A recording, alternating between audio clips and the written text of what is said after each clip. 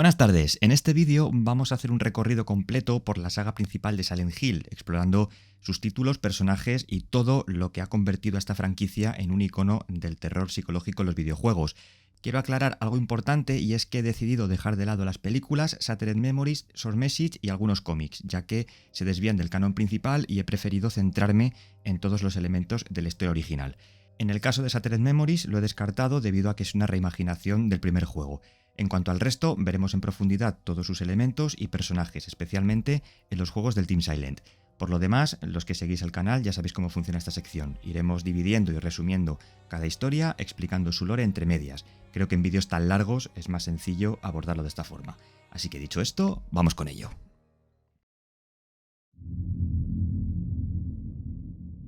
Toda esta historia comienza durante el siglo XV, antes de la llegada de los colonos europeos a América. Lo que actualmente conocemos como Silent Hill era originalmente un antiguo poblado de nativos americanos situado en el actual estado de Maine, en la costa noreste de los Estados Unidos.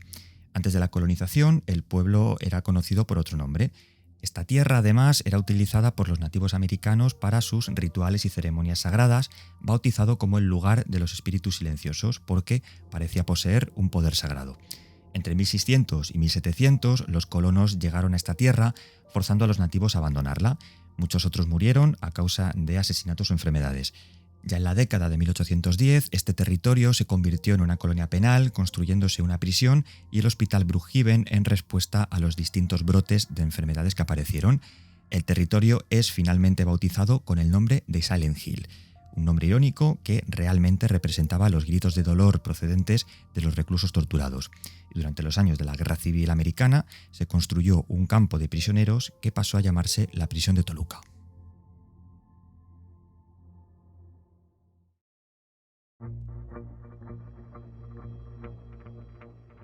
A mediados del siglo XIX, tras su inauguración, encontramos a un forajido llamado Jebediah Foster que buscaba un cambio radical en su estilo de vida junto a su esposa Esther Monroe. Ambos pensaron que la mejor opción era vivir en una casa adquirida por herencia familiar en Silent Hill. Por el camino conocen al jefe de correos llamado Howard Blackwood, quien, a pesar de mostrarse amable con ellos, notaban algo extraño en él. No le dieron demasiada importancia y, siguiendo sus instrucciones, llegaron al pueblo. A los pocos días, las cosas se empezaron a poner raras. Tras instalarse en su nueva casa, Jebediah encuentra una botella de whisky cerca del granero que le revela un flashback. Hace algún tiempo aceptó un contrato a cambio de dinero, en el que un hombre llamado Grimes le pidió asesinar a un grupo de personas.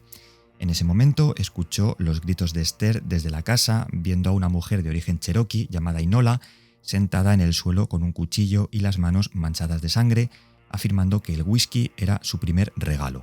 Cuando Jebediah sale de la casa para buscar vendas, la nativa advierte a Esther sobre su marido. Dice que es un hombre que ha hecho cosas terribles en el pasado y puede que su bebé haga lo mismo en un futuro. La mujer se marcha de la casa bajando las escaleras, refiriéndose a Jeff como Hellraiser, su antiguo apodo. Esa misma noche comienza a tener pesadillas, especialmente relacionadas con la muerte. Al despertar por la mañana, Jeff decide coger el cuchillo que empuñaba la mujer nativa y llevarlo a la oficina del sheriff Crevingston. No obstante, está cerrada. Howard Blackwood le dijo que el sheriff se encontraba supervisando la prisión de Toluca, así que Jeff, para hacer tiempo hasta su vuelta, se dirige a una taberna cercana llamada Leaks para comer algo. Pide un café y el camarero Jonas se sorprende diciendo que no es su pedido habitual, lo que confunde a Jeff ya que es la primera vez que pisa esa taberna. La esposa de Jonas, Helen, entra y reconoce a Jeff como Hellraiser, mostrando un comportamiento seductor hacia él. Jonas, por tanto, comienza a ponerse celoso y el sheriff Crevingston entra para calmar la situación. Helen vio a Jeff como si hubiera tenido algún tipo de pasado amoroso con él. Poco después sale de la taberna y comienza a hablar con el sheriff sobre su propio pasado, una antigua vida marcada por el alcohol y los saqueos, pero que dejó atrás cuando se mudó con su esposa a Silent Hill. De todas formas, Jeff estaba inquieto por la presencia de Inola en su casa la otra noche. Crevingston le explica que, a pesar de ser una mujer un poco extraña, era inofensiva. Jeff no está de acuerdo con esto y le mostró el cuchillo que dejó en su casa. Sin embargo, el sheriff sugiere que realmente no le pertenece a Inola, sino a él. Además, antes de despedirse, Crevingston se refiere a Jeff como Hellraiser. De vuelta en casa, la criatura esquelética que observaba a Jeff desde la ventana en sus pesadillas, hacía lo propio con Esther. Se desmayó en el porche. Al despertar, ve a Inola frente a ella y la nativa la ayuda a entrar en la casa. Ambas tienen una conversación en la que Inola dice que tanto ella como otras personas están esperando el nacimiento de su hijo. 2 semanas más tarde, mientras Jeff cortaba leña cerca de su casa, comenzaba a recordar los días en los que se hacía llamar Hellrider. Resulta que ya había conocido antes a Jonas y Helen Leake, con quien había tenido varios encuentros amorosos. Un día, en uno de esos encuentros, fueron descubiertos por Jonas, quien, en un ataque de rabia, trató de apuñalar a Jeff con el cuchillo. No obstante, utilizó a Helen como escudo para protegerse, matándola en el acto de varias puñaladas. Jonas, por su parte, también fue asesinado por Jeff de un disparo de escopeta, dejando a la pareja muerta sobre la cama de la habitación. Jeff cogió el cuchillo y se marchó. Howard Blackwood, quien pasaba por allí poco después para entregar el correo, se encontró con él y le preguntó sobre su adaptación al pueblo. Jeff le contó la extraña sensación de que hay algo maligno en Silent Hill. Ambos conversan sobre la antigua vida de cada uno y el pueblo, pues tiene la capacidad de mostrar y recordar a la gente el pasado. Total, Howard habla sobre el suyo propio y las dificultades que tuvo que soportar como esclavo. Por su lado, Jeff le cuenta su antigua vida como forajido. Sin embargo, revela que la mayor parte de sus víctimas eran nativos americanos contratados para matar a aristócratas y funcionarios del gobierno, a lo que añade que, según su criterio, ese tipo de muertes eran para proteger y en realidad no cuentan.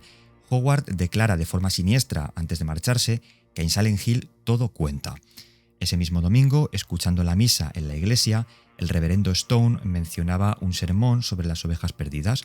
Esto desencadenó un recuerdo de los días de Jeff como forajido. Recordaba asar una oveja que robó de una granja. El sheriff Crevinston trató de detenerlo, pero Jeff le hirió de un corte en uno de sus ojos. Perturbado por lo que acababa de revivir, salió rápidamente junto a Esther de vuelta a casa. Jeff va al granero y comienza a beber whisky, ajeno al hecho de que la criatura esquelética, ahora con aspecto de embarazo, le está observando. Mientras tanto, dentro de la casa, Esther comienza a ponerse de parto. Inola y el monstruo esqueleto la tumban en el suelo para ayudarla a que dé a luz. Cuando Esther se percata de esta siniestra ayuda, llama a Jeff a gritos desesperada.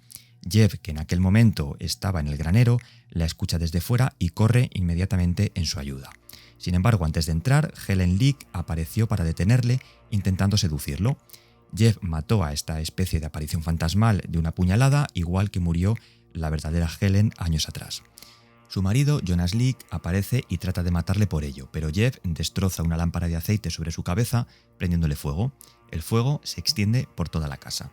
Por otro lado, Esther se da cuenta de que la mujer embarazada que ve en sus pesadillas es la hija de Inola, y se llama Agüinita. Esther, a su vez, pide que deje entrar a su marido, pero Inola le dice que su pasado le ha encontrado y que ahora lo único que importa es el bebé, el futuro, diciéndole que debe darse prisa antes de que ellos lleguen. Todo esto comienza a ponerse muy loco. El sheriff Crevinston le dice a Jeff que no se trata de él ni de Esther, sino del bebé, y furioso le mata de un hachazo. Howard Blackwood ve el fuego desde la distancia y cabalga hacia la granja. Dentro, la criatura que era Agüinita, la hija de Inola, toma el cuerpo de Esther y hace que tanto su bebé como este ser se fusionen. Así que cuando Jeff entró en la casa, ve un flashback revelando la verdad. Durante una misión de matar nativos, encontró a Inola dando a luz a Agüinita. Así que Jeff sacó su cuchillo y mató al bebé. Esther da a luz y Jeff le pide a Inola que les dejen en paz. Esther parecía estar muerta. Inola acepta la petición y se marcha con el bebé mientras la casa se quema hasta los cimientos. Por su lado, Howard ve desde fuera el infierno que se ha desatado en la vieja casa de los Monroe. Inola responde que los espíritus de Silent Hill ya no están en silencio, las llamas arden por ellos, añadiendo que esto es solamente el comienzo.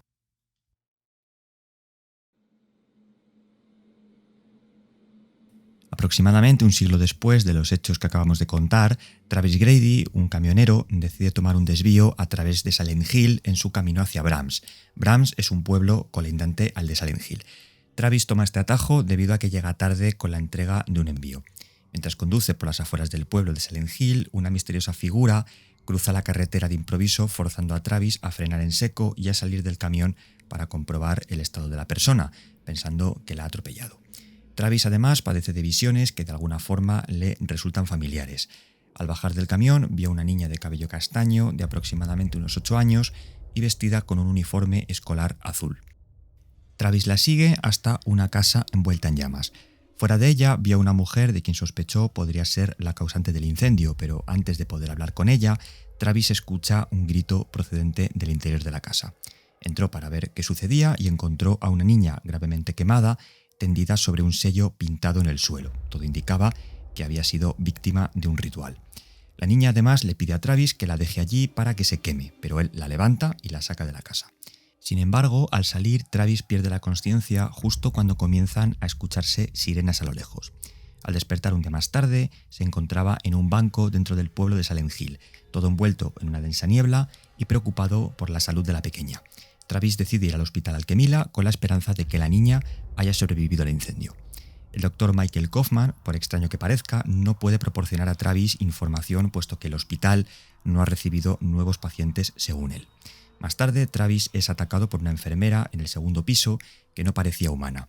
Esto despertó varias inquietudes en él porque no sabía realmente qué es lo que estaba ocurriendo en el pueblo. De todas formas, continuó su búsqueda por el hospital hasta que encontró un gran espejo en una de las salas. Este espejo tampoco parecía normal, puesto que su reflexión era poco común. Veía que las paredes estaban manchadas de óxido y sangre y además reflejaba a la misteriosa niña en mitad de la habitación. Travis toca el espejo y es transportado a una versión retorcida y sangrienta del hospital, conocida como el Otro Mundo. Aquí, tras enfrentarse a un monstruo parecido a un paciente con una camisa de fuerza, encuentra una extraña pieza de forma piramidal sobre un símbolo dibujado en el suelo, muy parecido al que vio en la casa en llamas. El objeto era conocido como el Flauros. Ya hablaremos de él más adelante. Tras recogerlo, la niña aparece justo frente a él y Travis vuelve a perder el conocimiento mientras escucha la extraña sirena a lo lejos.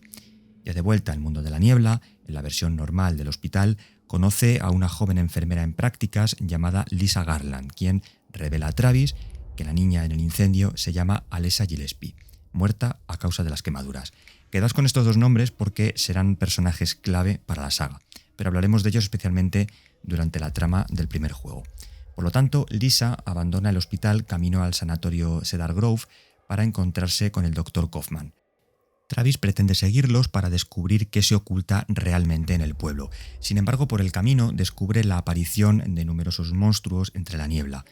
Uno de los más imponentes fue cuando atravesó la carnicería.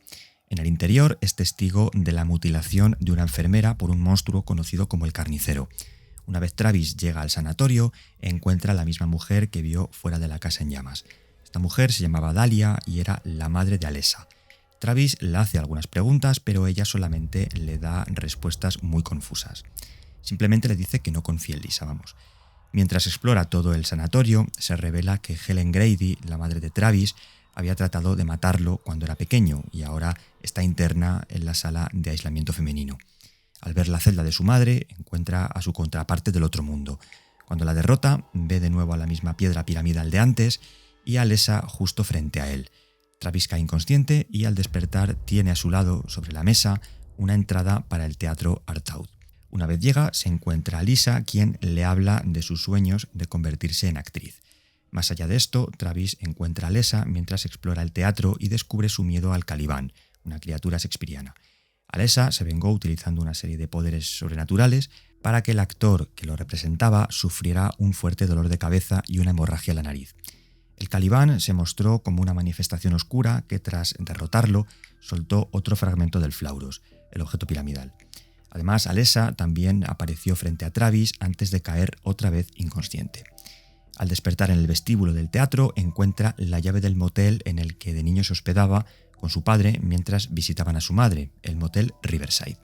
Travis continúa con la búsqueda de respuestas acerca del pueblo y de su familia hasta que da con el Dr. Kaufman y Lisa en la cama de una habitación llena de drogas. Esta droga se la conoce como Claudia Blanca y era utilizada en ceremonias celebradas por nativos americanos. Lisa, molesta, sale corriendo de la habitación al mismo tiempo que Kaufman le sigue. La salida quedó bloqueada y la única forma de abandonar la habitación era mediante un espejo en el baño. Tras esto, Travis encuentra la llave de la habitación 500, la misma donde se quedó con su padre cuando era niño. Al entrar, revivió el recuerdo de haberle encontrado muerto colgando de una soga, lo que supuso para Travis pues un trauma infantil. El cadáver del padre, llamado Richard Grady, abrió los ojos y le dice a su hijo que es hora de enfrentarse a lo que ocurrió. La figura se convirtió en un monstruo atrapado en una jaula que colgaba del techo. Cuando lo derrotó, Travis encuentra la última pieza del Flauros, así como a Alessa, igual que ocurrió en el teatro. Volvieron a sonar las sirenas y Travis se derrumbó inconsciente. Al despertar, en el almacén del hospital encuentra la pieza central restante para reconstruir el Flauros, un objeto que tiene un poder místico relacionado con Alessa. El Flauros es un artefacto utilizado por Dahlia que canaliza las habilidades psíquicas de su hija, es decir, sirve para contener su poder. Dahlia lo dividió en 5 fragmentos que representan los 5 poderes del demonio: pasado, presente, futuro, verdad y falsedad. Dahlia utiliza este artefacto en su hija dividiendo su poder en las distintas piezas, escondiéndolas por toda la ciudad. Travis se ve obligado a conseguir todos los fragmentos para recomponer el Flauros y así detener los planes de Dahlia. Dahlia buscaba iniciar un ritual para invocar a un antiguo dios, sacrificando a su hija Alessa de 7 años, inmolando su cuerpo en un incendio. A pesar de la intervención de Travis, el plan fue un éxito. Alessa quedó embarazada de la deidad en forma de embrión y Dahlia huyó del incendio, haciendo creer a la gente que se volvió loca por la muerte de su hija. El Flauros no solamente sirve para amplificar los poderes de Alessa, sino también para contener deidades. En una nota que encontramos, se afirma que este artefacto estuvo una vez en manos de un hombre llamado Chun Chen, un diplomático y funcionario muy importante de la antigua China durante la dinastía Han. Chun Chen hizo una gran labor conectando la cultura de su tierra con otras fuera de sus fronteras. Además, la nota añade que bromeó acerca de tener un demonio atrapado en una caja de 3 lados. Murió poco después en un incendio, presuntamente porque ese demonio lo mató. Además, según la nota, el Flauros llegó a manos de un escritor llamado Matthew Gregory Lewis, que era conocido como el monje Lewis. Escribió una historia de terror gótica sobre la caída en desgracia de un hombre santo debido al engaño del demonio. El Flauros refleja muchos de los temas que giran en torno a Travis: la verdad, la mentira, el pasado y el futuro, todos ellos representados según sus visiones y traumas. Actúa como un ilusionista que le engaña, pero también le revela la verdad. Por su lado, Dahlia advierte a Travis del peligro que supone liberar a su hija y añade que está a punto de dar a luz a un dios. Evidentemente, Travis no termina de creerse sus palabras, pero al instante ve a Alessa transformar todo el pueblo de Silent Hill en una especie de escenario infernal. Travis escapa por las calles del otro mundo usando como mapa los garabatos de un niño que encuentra dibujados en la pared. Travis se dirige a detener el plan de Dahlia, un ritual que tiene como objetivo completar el resurgimiento de Dios, y se lleva a cabo en una habitación oculta dentro de la tienda de antigüedades Green Lion. Allí había varios miembros de una secta llamada La Orden. Este culto vigilaba el cuerpo quemado de Alessa, esperando utilizarlo como recipiente para dar a luz a su dios. Michael Kaufman, un confidente íntimo de La Orden, intenta evitar que Travis interfiera y lo seda con un gas omnífero. Mientras Travis yace boca abajo en el suelo, se ve envuelto en una confrontación de pesadilla con una entidad que parece haber sido encarcelada dentro de Flauros, llamado el sueño de Alessa. Al derrotarlo, se despierta y encuentra el artefacto disparando una corriente de energía hacia el cuerpo de Alessa, provocando que una figura parecida a la de un bebé emergiera de ella. No sabe cuánto tiempo ha pasado, pero Travis volvió al mundo real, lejos de la niebla, donde ve su camión aparcado en la carretera. Travis entró y vio a Alessa por el retrovisor sosteniendo a un bebé. Lo único que hizo fue sonreír, arrancar el camión y marcharse, dejando atrás la ciudad de Silent Hill. Cradle of Cradle es una breve historia centrada en Lisa Garland que sucede justo antes de los eventos de Silent Hill, es decir, entre 1976 y 1983. Lisa es una de las enfermeras que trabajaba en el Hospital Alquemila y desde siempre ha tenido una gran ambición y deseo de convertirse en actriz. En su adolescencia le gustaban las representaciones dramáticas y solía visitar el teatro Artaud con frecuencia. No obstante, el sueño se vio frustrado cuando su familia quiso que se convirtiera en enfermera, siguiendo los pasos de su abuela. Con gran pesar, Lisa decidió seguir este camino, formándose en el Hospital Alquemila bajo la dirección de Michael Kaufman. Ella no sabía que estaba trabajando para alguien que dirige un negocio ilegal de distribución de drogas, además de pertenecer al culto de la Orden. La droga que distribuía era conocida como la Claudia Blanca y ocasionaba conducta maníaca y pérdida de memoria. Aquí es donde comienzan los acontecimientos de Silent Hill Origins. Cuando Alessa, cuyo cuerpo fue calcinado con un hilo de vida, la llevaron al hospital para recibir tratamiento. La orden decidió fingir su muerte para poder continuar con el ritual sin supervisión legal. Al necesitar una enfermera para cuidar el cuerpo de Alessa, Kaufman aprovechó para drogar a Lisa, volviéndola adicta y chantajeándola para cuidar el cuerpo de la pequeña, aunque ella no quisiera. Lo cuidó hasta que finalmente todo se complicó cuando el alma de Alessa se dividió, frustrando el ritual de invocación. No obstante, la Orden, Dahlia y Kaufman acordaron esperar el renacimiento de su alma. Este renacimiento fue creado en forma de bebé hasta que cumplió los 7 años de edad para volver a comenzar el ritual. Para ello necesitaban llevar a cabo cuidados intensivos en el cuerpo de la verdadera Alessa. Mientras tanto, la otra parte de su alma, el bebé, fue descubierta por Harry y Jodie Mason, quienes la llamaron Cheryl.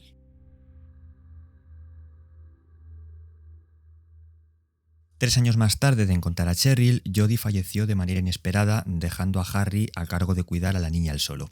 La muerte de Jodie supuso un enorme y profundo dolor para él, pero aún así hizo todo lo posible para sacar adelante a Cheryl como padre soltero. 4 años después, aún seguía profundamente afectado por el fallecimiento de su esposa. Cheryl, entonces una niña de 7, le convenció para visitar el pintoresco pueblo de Silent Hill. Decía, además, sentirse atraída por él. Durante el viaje, Harry ve a un oficial de policía en moto pasando junto a él por la carretera. En un breve instante tiene una visión en la cual la moto está tirada al borde del camino como si de un accidente se tratase. Al instante, Harry se encuentra con Alessa Gillespie parada en medio de la carretera y al intentar esquivarla se sale del camino quedando inconsciente. Tras el choque, a las afueras del pueblo, Harry despierta de su desmayo para encontrarse con que Cheryl ha desaparecido. Harry sale del coche para mirar a su alrededor y ve cómo la pequeña se aleja corriendo. El pueblo estaba completamente cubierto de una densa niebla que hacía muy difícil ver algo a corta distancia. A pesar de eso, Harry se apresura por las calles de Silent Hill para dar con su hija. A través de uno de los callejones, todo empieza a oscurecerse. Harry puede escuchar a lo lejos el sonido de una sirena y en ese mismo momento todo el entorno cambia por completo. Lo que hemos comentado antes, cuando Travis viajaba a lo que se conoce como el otro mundo. Rejas de metal, oscuridad y todo cubierto de sangre y óxido. Sin saber a dónde ir, Harry encuentra un cadáver mutilado que cuelga de una valla justo delante de él. Momentos después es atacado por unas pequeñas criaturas parecidas a niños que lo acorralan para matarlo. Todo había parecido ser una especie de pesadilla y Harry se despierta dentro de un café junto a Sybil Bennett, la oficial de policía, que había visto en moto por la carretera. Tras una breve conversación sobre lo extraño que parece el pueblo, Sybil le da a Harry una pistola y sale del local para buscar refuerzos. Harry también encontró una linterna, un cuchillo y una radio dentro del café. De pronto, una de las ventanas se rompe y entra un monstruo volador que obliga a Harry a matarlo. Una pista dejada por Cheryl en el mismo callejón que había soñado le lleva a investigar la escuela primaria Midwich. La escuela, además, parece llevar años abandonada.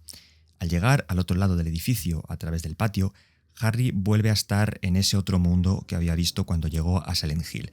Un poco más adelante encuentra un extraño símbolo en color rojo llamado sello de Metatron, pintado en el suelo del patio, un símbolo alquímico que anula la magia negra.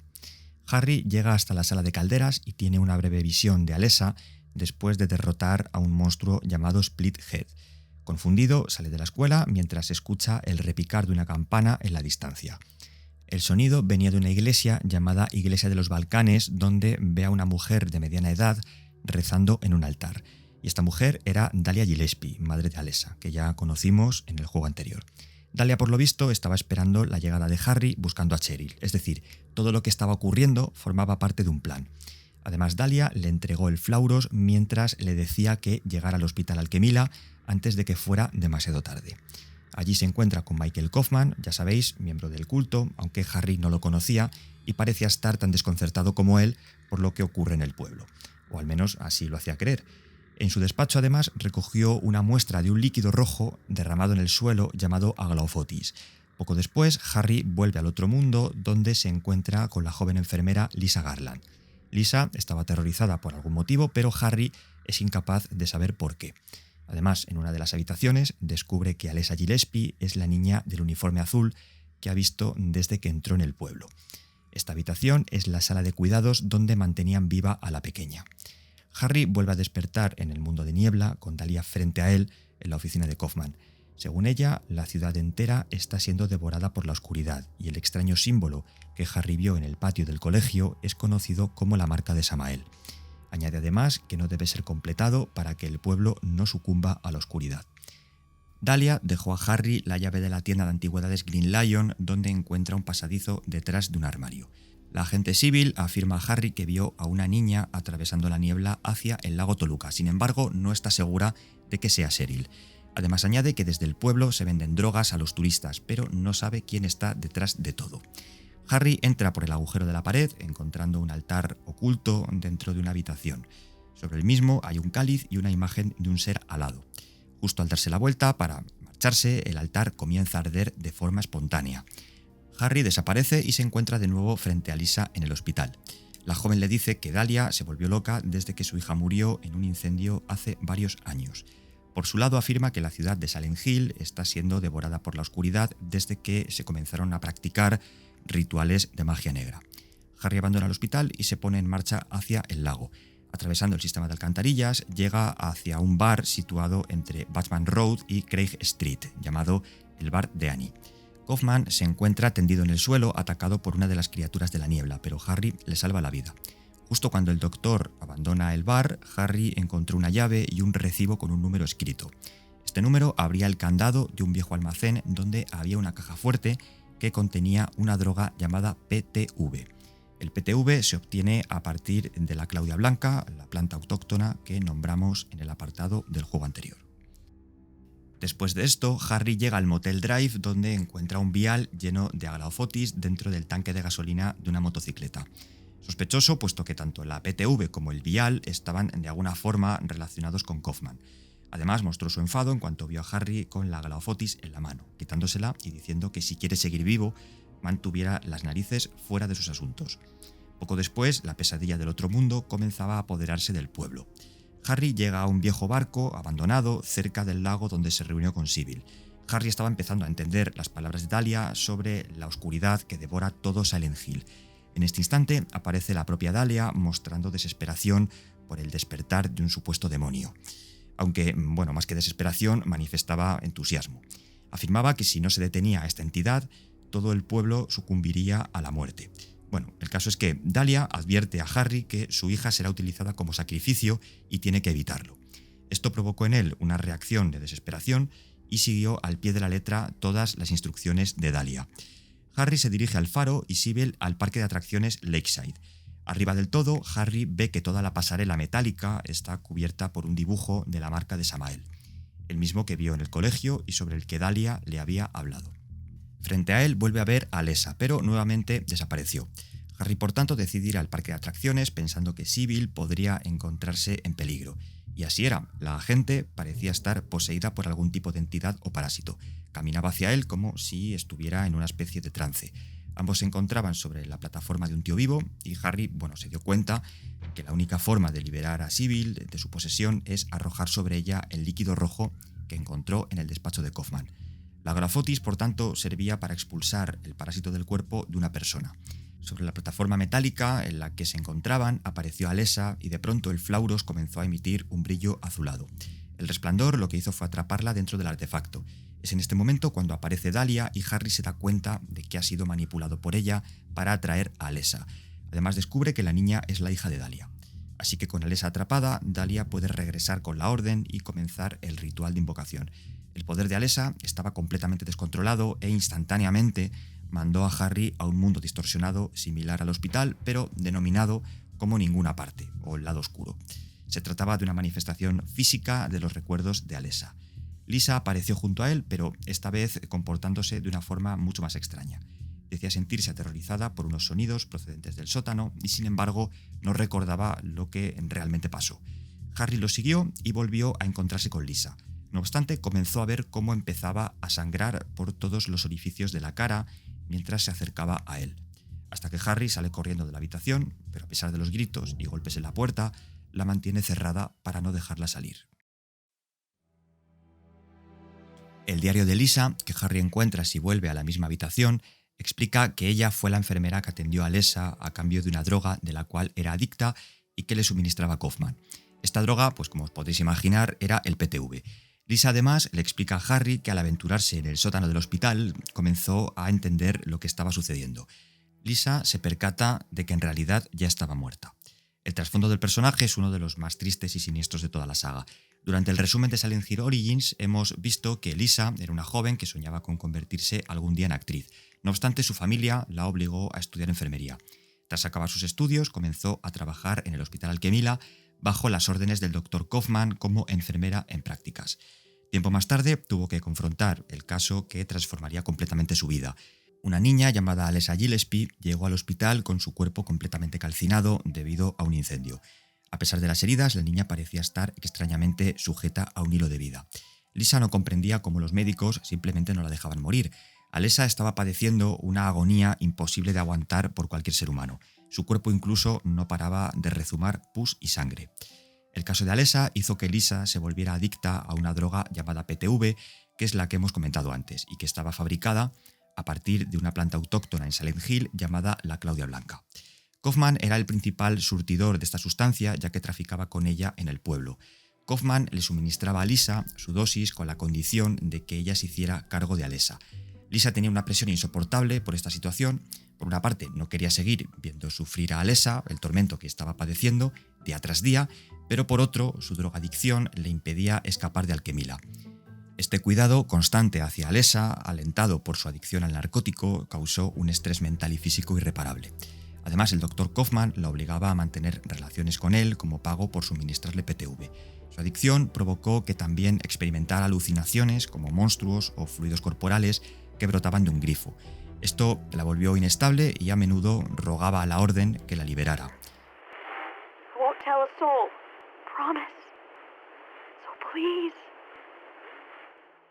Harry no era consciente de las manifestaciones y criaturas que había entre su realidad y el otro mundo. Cuando encontró a Lisa en el Hospital Alquemila, ve en ella una joven enfermera asustada y confundida, casi tan confundida como él. No obstante, Lisa proporciona a Harry información muy valiosa acerca de la ciudad, de Dahlia y de la Orden. Y, por supuesto, dispuesta a ayudarlo a encontrar a su hija. Harry comienza a sospechar de que Lisa tiene algún tipo de conexión con todo lo que ocurre. A lo largo de su viaje, Harry continúa encontrándose con Lisa, pero cada vez que la ve, está en un estado mayor de decadencia y de tristeza. Le pide unirse a él para ir al lago, pero ella no puede salir del edificio. Además, nunca consigue recordar nada sobre el hospital. Pero llega un momento en el que se da cuenta de todo lo que ocurre. Lisa bajó al sótano donde encontró un montón de enfermeras poseídas y despojadas de su propia alma. Fue aquí cuando entendió que solo estaba viva porque nunca se había dado cuenta de que en realidad es igual que ellas. Es decir, el único motivo por el que estaba viva era porque no se había percatado de que en realidad ya había muerto. No recordaba nada sobre el hospital ni sobre sus desmayos, no tenía ni idea de por qué había llegado allí hasta ese momento. El narcótico al que era adicta y que la mantenía tanto en el hospital como bajo el yugo de Kaufman había sido la causa de su muerte por una sobredosis. Cuando recordó todos estos acontecimientos, su cuerpo comenzó a rezumar sangre bajo la mirada de un Harry horrorizado. La Lisa que encuentra en el lado corrompido del hospital no es más que un espíritu ligado al mismo que toma conciencia de su propia muerte. Por otro lado, en el sótano permanecen los recuerdos de sufrimiento de Alessa representados en las enfermeras corrompidas que se mueven como marionetas. Lisa mantenía su aspecto joven sin ningún signo de deformidad porque la propia Alessa la recordaba como la persona que más se implicó con ella cuando estaba postrada en una cama sufriendo por sus quemaduras. El resto del personal médico era recordado por la niña como personas sin alma manipuladas por la orden, de ahí que se muevan como si fueran marionetas. El diario de Lisa contiene sus sentimientos y experiencias mientras trabajaba en el Hospital Alquemila cuidando de Alessa. Además, plasma sus últimos días y sus alucinaciones a causa de la adicción al PTV. En otra habitación, Harry fue testigo de un flashback que mostraba una reunión entre Dahlia, Kaufman y dos médicos miembros de la Orden. Por lo que podía escuchar, parece que discutían los planes para invocar a Samael. Acordaron esperar a que Cheryl cumpliera los 7 años. Llegado el momento, sentiría la llamada de Silent Hill. Más adelante, Harry encuentra a Dahlia, Sybil y Kaufman, así como una figura envuelta en vendas y sentada en una silla de ruedas. Se trataba de Cheryl. Frente a ella estaba Alessa arrodillada. Dahlia explica que Cheryl fue el resultado de la división del alma de Alessa en un bebé, por lo que Harry se da cuenta que recogió en realidad una parte del alma de Alessa. La niña que Harry había visto por la ciudad era una proyección de la propia Alessa para colocar las marcas que podían mantener alejado a Samael. La marca en cuestión es el sello de Metatron. Tanto el flashback como las palabras de Dahlia explican que sacrificó a su hija hace 7 años en un intento de llevar a cabo el nacimiento del dios que se encuentra dentro de ella.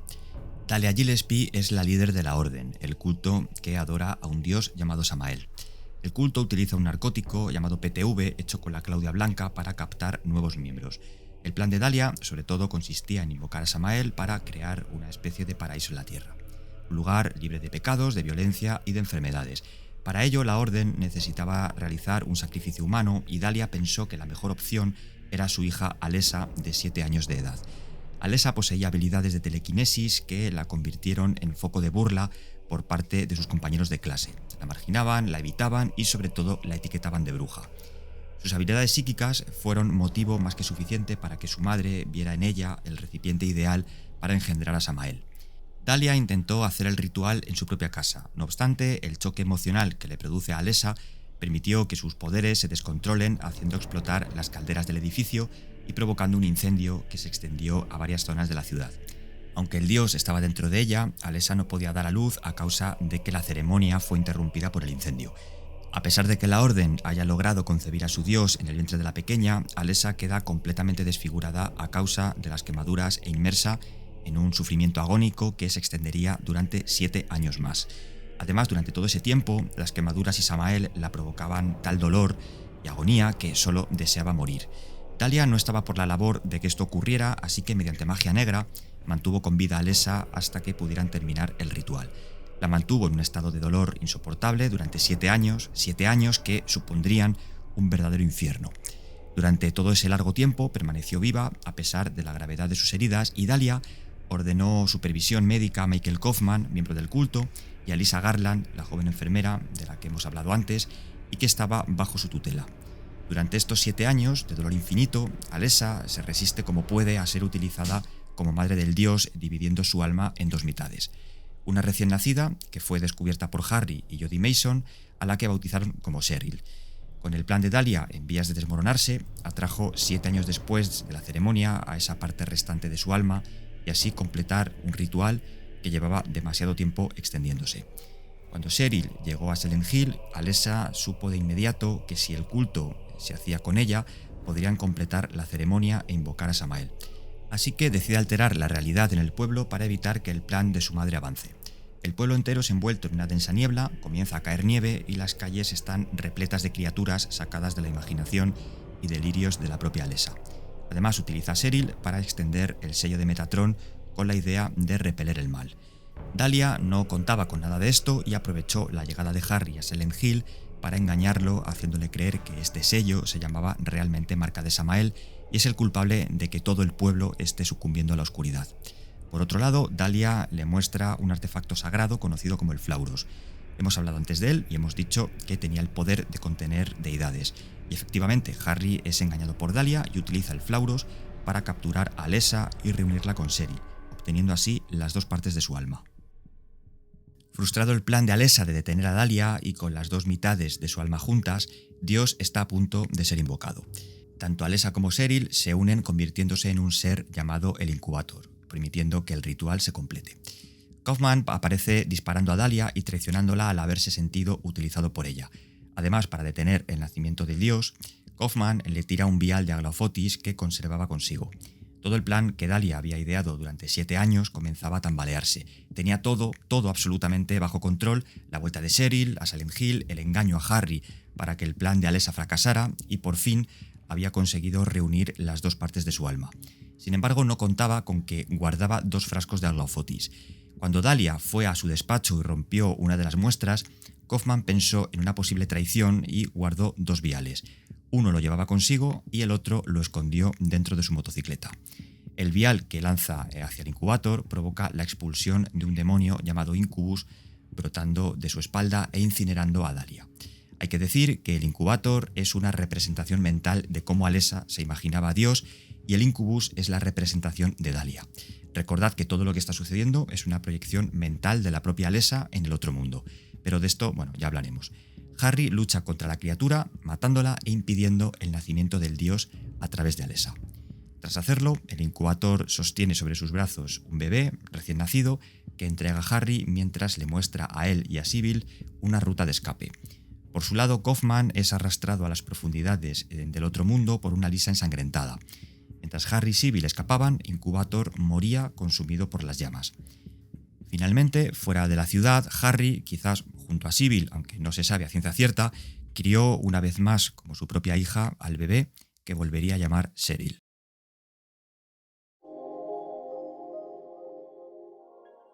En el lúgubre local de striptease Heaven's Night, en Silent Hill, María, una mujer de apariencia frágil, despierta en medio de una ciudad envuelta en niebla y plagada de monstruos. Aterrorizada y desorientada, se aferra a un arma contemplando la idea de usarla para acabar con su sufrimiento. Sin embargo, algo en su interior la impulsa a buscar a alguien en concreto en esa ciudad desolada. María comienza a explorar las calles desiertas de Silent Hill y da con una mansión antigua que pertenece a un hombre llamado Ernest Baldwin.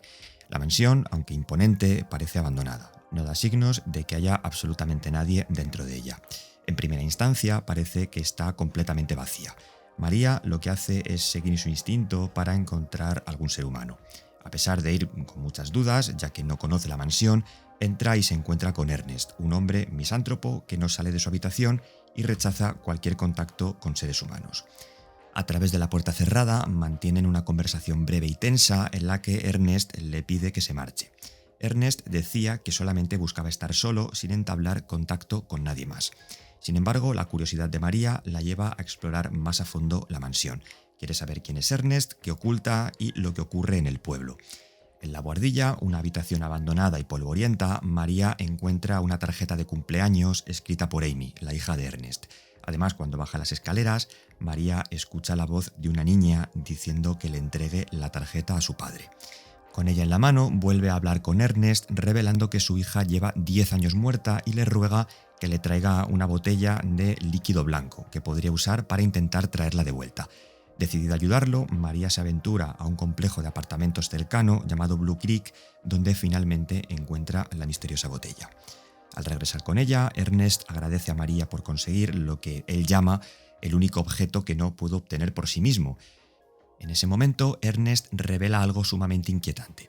Un hombre llamado James Sunderland llegará pronto a Silent Hill en busca de el tú que no eres tú, es decir, otra versión de María. María, confusa pero intrigada, empieza a recordar vagamente a James y siente que, aunque la advertencia de Ernest es muy difusa, James podría ser alguien bondadoso. Intrigada y desconcertada, María decide abrir la puerta de la habitación de Ernest, pero se encuentra con una sorpresa, y es que la habitación está completamente vacía, como si Ernest nunca hubiera estado allí. Lo único que ve son un par de guantes sobre una mesa y una tarjeta de cumpleaños de la pequeña Amy. Con una mezcla de confusión y tristeza, María sale a las desoladas calles de Silent Hill. En un momento de desesperación, levanta su arma y se apunta en la sien, pero finalmente decide no rendirse y arroja el revólver por encima de una pared cercana. Decidida a encontrar respuestas, María se adentra más profundamente en la espesa niebla de Silent Hill hasta que encontró a James Sunderland. ¿Mary? Nacida de un deseo, es una historia adicional centrada en María y su espera en Rosewater Park por la llegada de James. La trama se entrelaza con la historia de Ernest, el dueño de la mansión Baldwin, quien falleció mientras intentaba reunir 3 elementos necesarios para un ritual de renacimiento a su difunta hija Amy. Amy se cayó accidentalmente por la ventana del desván en noviembre, el día del cumpleaños de su padre, 10 años atrás. Logró encontrar los 3 objetos antes de morir, quedando su espíritu atrapado en la mansión. Ernest le pidió que encontrara un líquido necesario para poder resucitar a su hija. Aunque no se especifica la relación exacta entre Ernest y James, queda claro que Ernest sentía un profundo odio hacia él porque conoce el pecado que ha cometido y que conoceremos en la explicación del segundo juego. No se sabe a ciencia cierta cómo murió Ernest, pero una teoría es que después de la muerte de su hija, Ernest se suicidó. Por la cantidad de juguetes que había en la habitación de Amy, es evidente que Ernest la quería mucho y su muerte podría haberle hecho caer en una depresión grave, ¿no? Ya que menciona que nunca lo ha olvidado. I've never forgotten. Con la muerte de su hija, Ernest la enterró en un pequeño jardín oculto dentro de la chimenea y decidió practicar un ritual mágico para revivirla. Necesitaba 3 objetos, que eran la copa de obsidiana, el libro de recuerdos perdidos y otro libro más llamado Ceremonia Carmesí, además del crisma blanco, un objeto bendito de la orden, necesario para distintos rituales. Esto nos puede sugerir que Ernest, al ser conocedor de estas ceremonias y objetos, podría haber pertenecido al culto.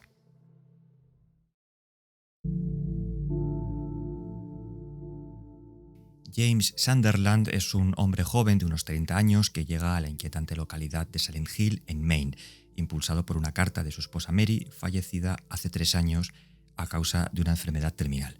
La carta, escrita con la inconfundible caligrafía de Mary, le dice que lo espera en su lugar especial. Esto confunde a James, ya que siempre consideró que toda la ciudad era un lugar especial para ellos. A pesar de sospechar que la carta podría ser una broma cruel, la promesa que una vez hizo a Mary de volver a Silent Hill lo empuja a investigar. James se encuentra en un aparcamiento cercano al lago Toluca, en el mirador a las afueras del pueblo, mientras le daba vueltas a la carta que acababa de leer. Al abandonar el mirador y avanzar hacia Silent Hill, James atraviesa un cementerio donde se encuentra con Ángela Orozco, una joven en un estado de gran nerviosismo que busca a su madre desaparecida. Ángela le advierte sobre los peligros de la ciudad diciendo que hay algo extraño en ella, pero a James no le importa si es peligrosa o no y decide adentrarse en el pueblo. Al llegar se da cuenta de que Silent Hill no es el idílico resort vacacional que recordaba cuando vino por última vez. Estaba todo muy diferente, gris, decadente, triste, y una densa y extraña niebla envuelve cada rincón y la ciudad parece encontrarse en un estado de descomposición y abandono.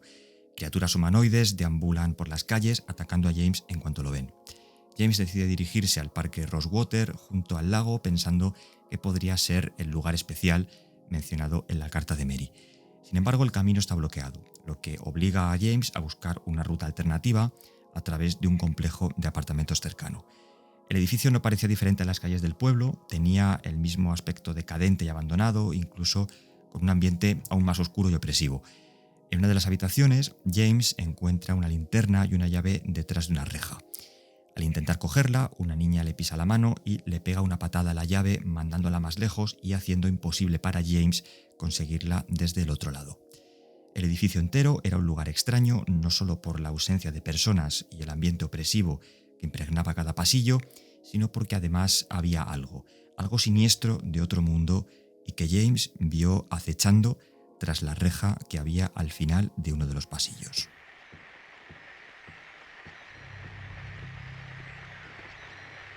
Pyramid Head estaba dentro de una de las habitaciones del tercer piso cuando James entró. Se trataba de un monstruo de aspecto humanoide con un atuendo de carnicero y un casco rojo en forma piramidal. Un armario justo a la derecha de la puerta principal le sirvió a James para esconderse de la criatura. A través de las rejillas de madera veía cómo se acercaba a él arrastrando una de esas criaturas parecidas a maniquíes que abundaban por el pueblo. James utilizó una pistola para repeler a Pyramid Head y parecía fuera de peligro, al menos por ahora. Más tarde, en la habitación número 101, en la primera planta, James encontró a un chico llamado Eddie Dombrowski vomitando en el baño y asegurando haber entrado al apartamento para huir de los monstruos que rondan el pueblo. Además, negaba estar relacionado con un cadáver presente en la cocina y no conocía a ninguna criatura llamada Pyramid Head. A través de la salida de emergencia, James cruzó saltando por la ventana hasta el complejo de apartamentos Blue Creek. En la habitación en la que se encontraba estaba Ángela Orozco, tumbada frente a un espejo con un cuchillo en la mano y contemplando la posibilidad de quitarse la vida. James la intentó disuadir para que le entregara el cuchillo y Ángela huyó presa de la confusión para reanudar la búsqueda de su madre. Al intentar salir del complejo Blue Creek a través de la escalera, James encuentra a Pyramid Head, quien lo ataca empuñando un enorme cuchillo metálico. Una sirena comenzó a sonar en la distancia y la criatura se marcha bajando unas escaleras inundadas de agua. Ya una vez fuera del edificio, James encuentra a la misma niña que vio en los apartamentos. Esta vez estaba subida sobre un muro y revela que conoce a Mary. Además añade que James nunca la quiso. Rosewater esperaba tras un largo viaje, un lugar de recreo donde se puede contemplar el lago Toluca. Una mujer idéntica a Mary confundió a James. María era exactamente igual que ella, con su misma estatura y voz, solo que viste de una forma más seductora. Not. Do I look like your girlfriend? No, my late wife. I can't believe it. You could be her twin. Recordando la carta de Mary, James asume que el lugar especial al que se refería podría ser el Hotel Lakeview. Ambos habían estado alojados allí durante unas vacaciones hace años. María se une a James para acompañarle en su búsqueda. Dentro de una bolera encontraron a Eddie y a la niña que James había visto en los apartamentos. La pequeña se llamaba Laura, pero volvió a salir corriendo en cuanto vio a James. María y él la siguen hasta el hospital Brookhaven, en donde había varios monstruos parecidos a las enfermeras del hospital Alquemila.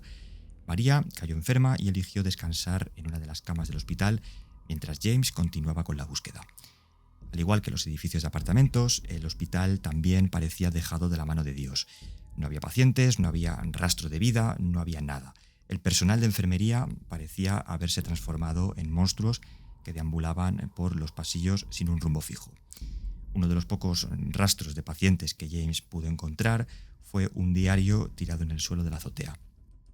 El diario pertenecía a un paciente suicida que pensaba en quitarse la vida mientras atravesaba una enfermedad sin cura.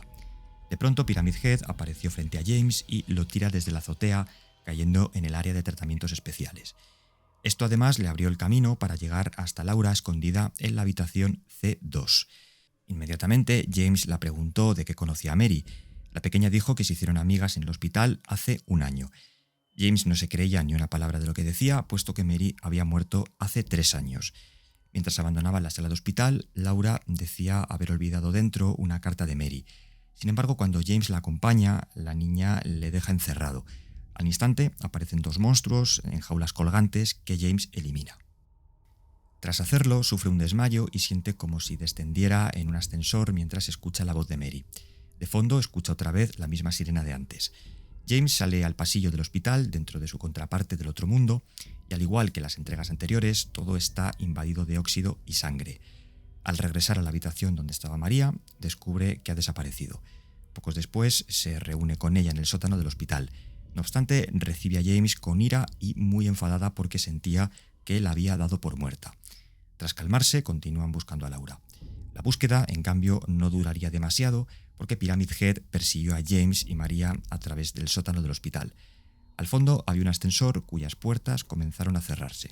James entró, lo consiguió, pero María quedó atrapada afuera y asesinada por Pyramid Head.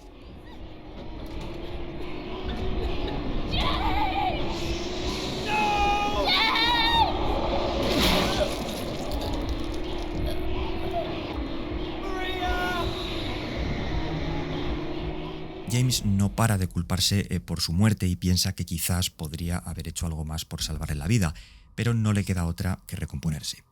En una de las salas del hospital encuentra instrucciones en un mapa que hacen referencia a una carta y una llave enterradas bajo una estatua en Rosewater Park. La carta decía que el abismo estaba en la vieja sociedad y la llave abría la puerta del antiguo Museo de Historia de Silent Hill. El museo conecta con 2 zonas diferentes, la prisión de Toluca y un laberinto bajo la misma en el que reside Pyramid Head. En la zona de la prisión, James vio a Eddie empuñando una pistola junto al cadáver de un hombre. Eddie, quien parece completamente enajenado, afirmaba lo fácil que es matar a un hombre. Aquí se revela que el joven vivió un pasado repleto de traumas debido al bullying que sufría a causa de su físico. Más adelante, James se reencuentra con María detrás de una celda milagrosamente viva. No tiene ni idea de cómo, puesto que la vio morir a manos de Pyramid Head en el hospital Brookhaven, justo delante de él. Sin embargo, ella afirma rotundamente que no la mataron. Cuando llegó al otro lado de la celda, la vio tumbada sin vida sobre una cama de hospital completamente manchada de sangre. Las heridas indicaron que había podido ser asesinada. James continuó a través del laberinto hasta una de las zonas más profundas, cuando de pronto escuchó los gritos de una mujer. Angela estaba siendo atacada dentro de una habitación por una criatura monstruosa. Después de acabar con ella, Angela expresa su desconfianza hacia James y hacia todos los hombres en general, afirmando que solamente buscan una cosa. Ya os imagináis qué.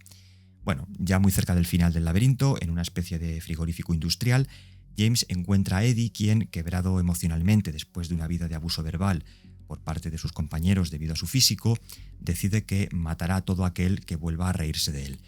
James, de forma muy imprudente, le pregunta si se ha vuelto loco. Esto lo toma como un insulto y una degradación que le hace enfadar, provocando una pelea entre ambos y obligando a James a matarle. Inmediatamente después volvió a sentir culpa por haber matado a otro ser humano mientras se cuestionaba su percepción de los acontecimientos que le llevaron a Silent Hill. Did you really die 3 years ago? Al salir, James encuentra un bote que utiliza para atravesar el lago hasta el Hotel Lakeview. Laura se encontraba en el restaurante detrás de un piano que había junto a la puerta. Tenía consigo la carta que supuestamente Mary había escrito. Sus palabras decían que confiara en James, ya que, a pesar de parecer un poco gruñón y pensar que no le trataba bien, es una buena persona en el fondo. Añadió además que Mary tenía intención de adoptarla si las cosas hubieran sido de otra manera. La carta hace creer a James que Mary no había muerto hace 3 años y que podría encontrarse en alguna parte del hotel. Laura además dijo que la conoció hace 1 año y que todavía tenía otras cartas escritas por Mary, sin embargo parecía haberlas perdido por el hotel. A James se le ocurrió que en caso de que Mary estuviera viva, se encontraría en la habitación 312, ya que era en la que se alojaron durante sus vacaciones. Allí James vio un vídeo grabado hace 3 años que mostraba cómo mató a su propia esposa. Mary, que estaba gravemente enferma, fue asfixiada con una almohada. Por tanto, en realidad, la muerte de Mary no se debió a la enfermedad crónica que padecía, sino más bien a un asesinato cometido por James. Después de ver la grabación, James se sentó en silencio, dándose cuenta de la verdad e intentando enfrentar la culpa en su interior. Laura, lista para abandonar el pueblo, encuentra a James en estado de shock y decide revelarle la verdad a la pequeña. Muy enfadada con él por matar a Mary, grita que lo odia antes de salir de la habitación. La radio que James ha llevado consigo desde su llegada a Silent Hill envió un mensaje de la propia Mary pidiéndole que la encuentre. Where are you? I'm waiting. I'm waiting for you. El hotel ahora no era más que los restos de un edificio calcinado por un incendio. Cada pasillo y habitación estaban sumidos en la putrefacción y el abandono. Pero en la biblioteca, James escuchó una conversación a través de unos auriculares entre él y el médico que trataba a Mary. La conversación revelaba que la vida de Mary no solo pendía de un hilo, sino que era insalvable. Su estado, era crítico. Más adelante, James encontró a Angela a los pies de una escalera que estaba envuelta en llamas, de pie entre 2 cadáveres desollados y cosidos a un marco. Le pide a James que le devuelva su cuchillo para terminar con su propia vida, pero James era reacio a hacerlo. No quería que Angela tomara una decisión de la que pudiera arrepentirse. Aunque esto, no le importó, no necesitaba el cuchillo, subió las escaleras, dejando entrever que su vida siempre ha sido un infierno. James llegó al vestíbulo del hotel. María, a quien dio por muerta 2 veces, pero parecía estar viva de nuevo, se encontraba atada boca abajo, gritando ayuda a James. 2 Pyramid Head se aproximaron a ella, matándola con una lanza. James se dio cuenta en ese momento que Pyramid Head fue creado para castigarlo por los pecados que había cometido. La única opción era enfrentarse a ellos. Cuando los debilitó, se empalaron a sí mismos con sus propias lanzas, indicando que su propósito se había cumplido. De todas maneras, en los siguientes puntos vamos a hablar detenidamente tanto de este personaje como de lo que representan los distintos simbolismos que James encuentra en Silent Hill. Sus demonios persistían dentro de su cabeza. Su pasado, la culpa y los traumas que le habían ocasionado resonaban en los pasillos de Lakeview. Mary estaba siendo tratada en el hospital. Una enfermedad que no tenía cura iba apagando su vida poco a poco. James había traído un ramo de flores para Mary, pero ella las rechazó. Gritada exasperada a James diciendo que era demasiado repugnante para merecerlas. La enfermedad y los medicamentos habían deteriorado su físico hasta el punto de verse a sí misma como un monstruo. En la azotea del edificio, Mary esperaba asomada a una ventana. Una Mary cuya figura representaba el trauma que había vivido James estos años. La mujer le culpaba por su muerte y por su enfermedad antes de transformarse en un monstruo. No era Mary, sino una Mary vengativa que hace un último intento para que James la acepte. La derrotó y James tiene un encuentro final con la auténtica Mary, en un recuerdo donde admite que sentía un profundo resentimiento hacia ella. Los cuidados, compromiso y compañía durante su enfermedad habían terminado por despojar a James de su propia vida, una vida que poco a poco fue llenándose de ira. James se culpó ante una Mary postrada en la cama, viendo cómo su cuerpo se consumía. Cometió el asesinato por sentimientos de frustración y odio, porque no podía vivir una vida normal desde que Mary enfermó. La propia Mary se dio cuenta del arrepentimiento de James, le perdona y le dice que continúe con su vida como una persona normal sin ella mientras le entrega la carta. La carta que James leyó antes de llegar a Silent Hill, afirmando que Mary ya había muerto. Confió el papel a su enfermera para que pudiera entregársela a James después de su muerte. Libre de sus sentimientos de culpabilidad, abandonó Silent Hill junto a Laura.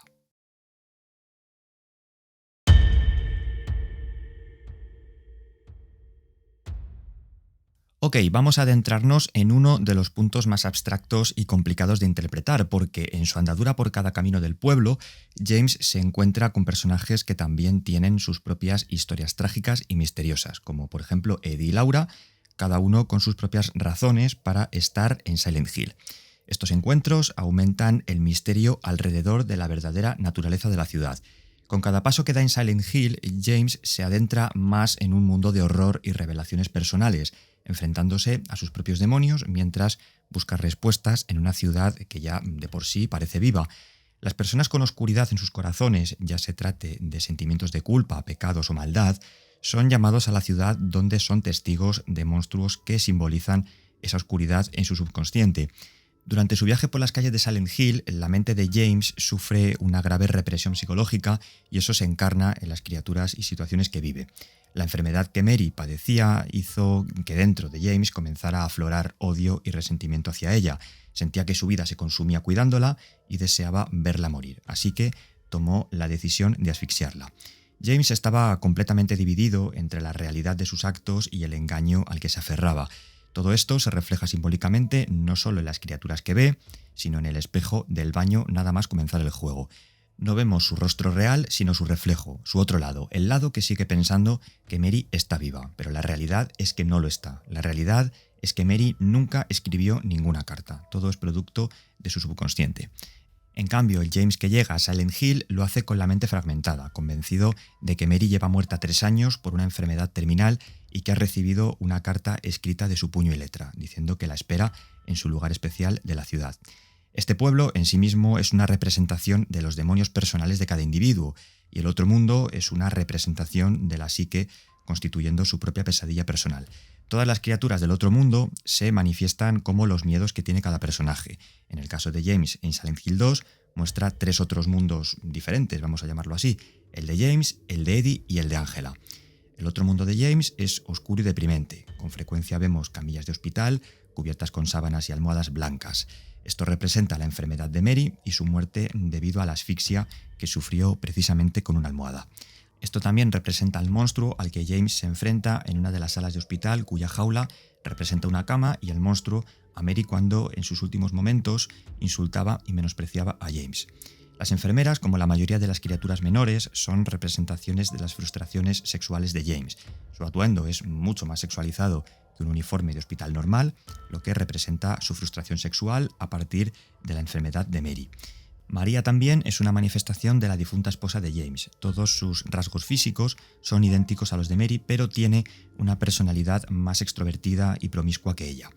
María surge no solo a raíz de los deseos sexuales de James, sino también de la desesperación por volver a verla, además de representar lo que James quería que Mary fuera.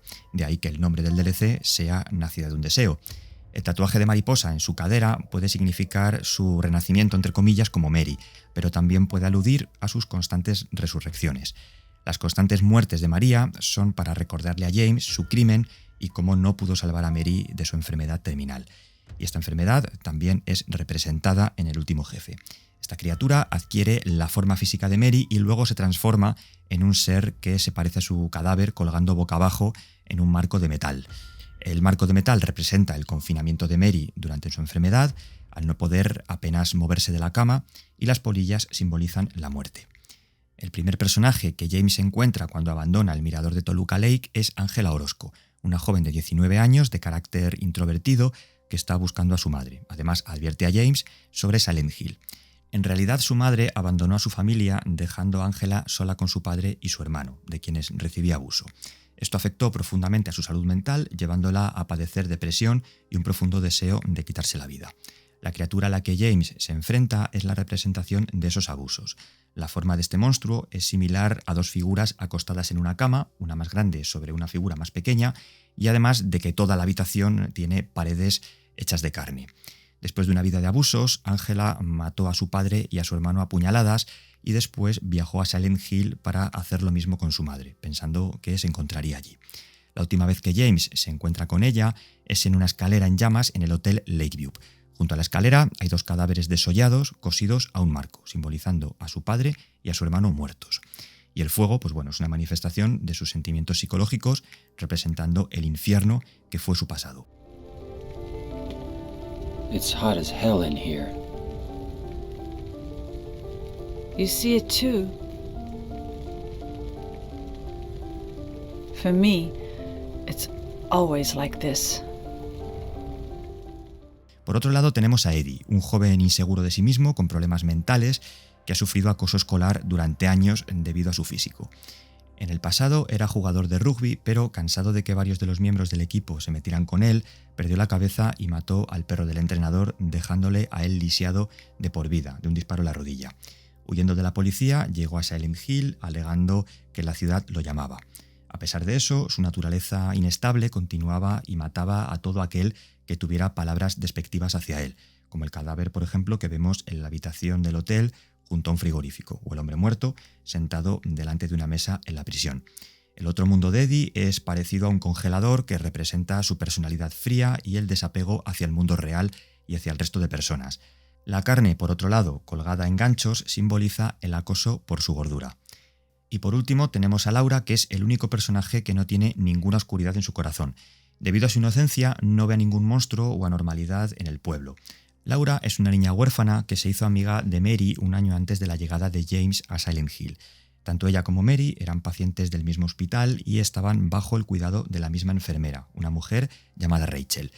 Laura, al parecer, llegó a Silent Hill habiéndose escapado del orfanato y al no tener oscuridad dentro de su corazón, como he dicho, no puede ver ningún monstruo ni peligro. Ella simplemente ve Silent Hill como un pueblo abandonado.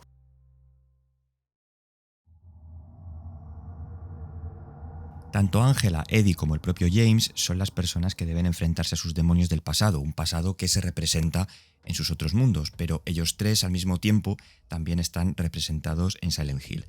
Este número, el 3, parece que no, pero tiene una gran importancia en la historia. 3 personajes, 3 años de vida los que le quedaban a Mary, 3 nombres en el puzzle del reloj, 3 cajas de música en el hotel, 3 monedas para el puzzle del apartamento y las 3 tablillas de la prisión Toluca: Opresor, Cerdo Glotón y la Seductora. Cada una representa a un personaje y sus respectivos pecados como figuras de la mitología azteca. Opresor, a James tratando de ganarse el perdón por la muerte de Mary; Cerdo Glotón a Eddie, ya que está gordo y lo ven como alguien repugnante; y por último la Seductora, que representa a Angela sufriendo abuso por parte de su padre y buscando expiar el pecado del asesinato. Pero también tenemos que tener en cuenta a 3 pacientes del hospital Brookhaven: Joseph, Jack y Joshua. Los 3 representan a James, Angela y Eddie. De acuerdo con las notas que encontramos a lo largo del hospital, nos indican a qué personaje representa cada una. James sería Joseph, culpable de la muerte de su hija, y en el caso de James, de la muerte de Mary. Además, ambos son de apariencia tranquila, pero con inclinación a la violencia. Jack lo identificamos con Angela por sus intentos de suicidio, y por último Joshua y Eddie con pasado violento, asaltos, complejo persecutorio y tendencia a resolver las cosas de forma violenta. Así que, como hemos visto, el camino de James está cargado de simbolismos. Los personajes que encuentra arrastran su propia cruz vinculada a errores o traumas del pasado. Pero, ¿qué representa realmente la criatura más emblemática e impactante de todas? Definir exactamente qué es Pyramid Head es tan difícil que aun con el paso de los años nadie tiene una respuesta concreta, pero te voy a contestar con una pregunta. ¿Cómo definirías lo que es la oscuridad o la maldad, los peores sentimientos que una persona es capaz de arrastrar consigo? Decía Edgar Allan Poe que los monstruos más terribles son los que se esconden en nuestras almas, y creo que es una buena definición para describir a esta criatura. A lo largo del vídeo hemos ido viendo que existe un poder sobrenatural que rodea Silent Hill, que tiene la capacidad de manifestar elementos del subconsciente.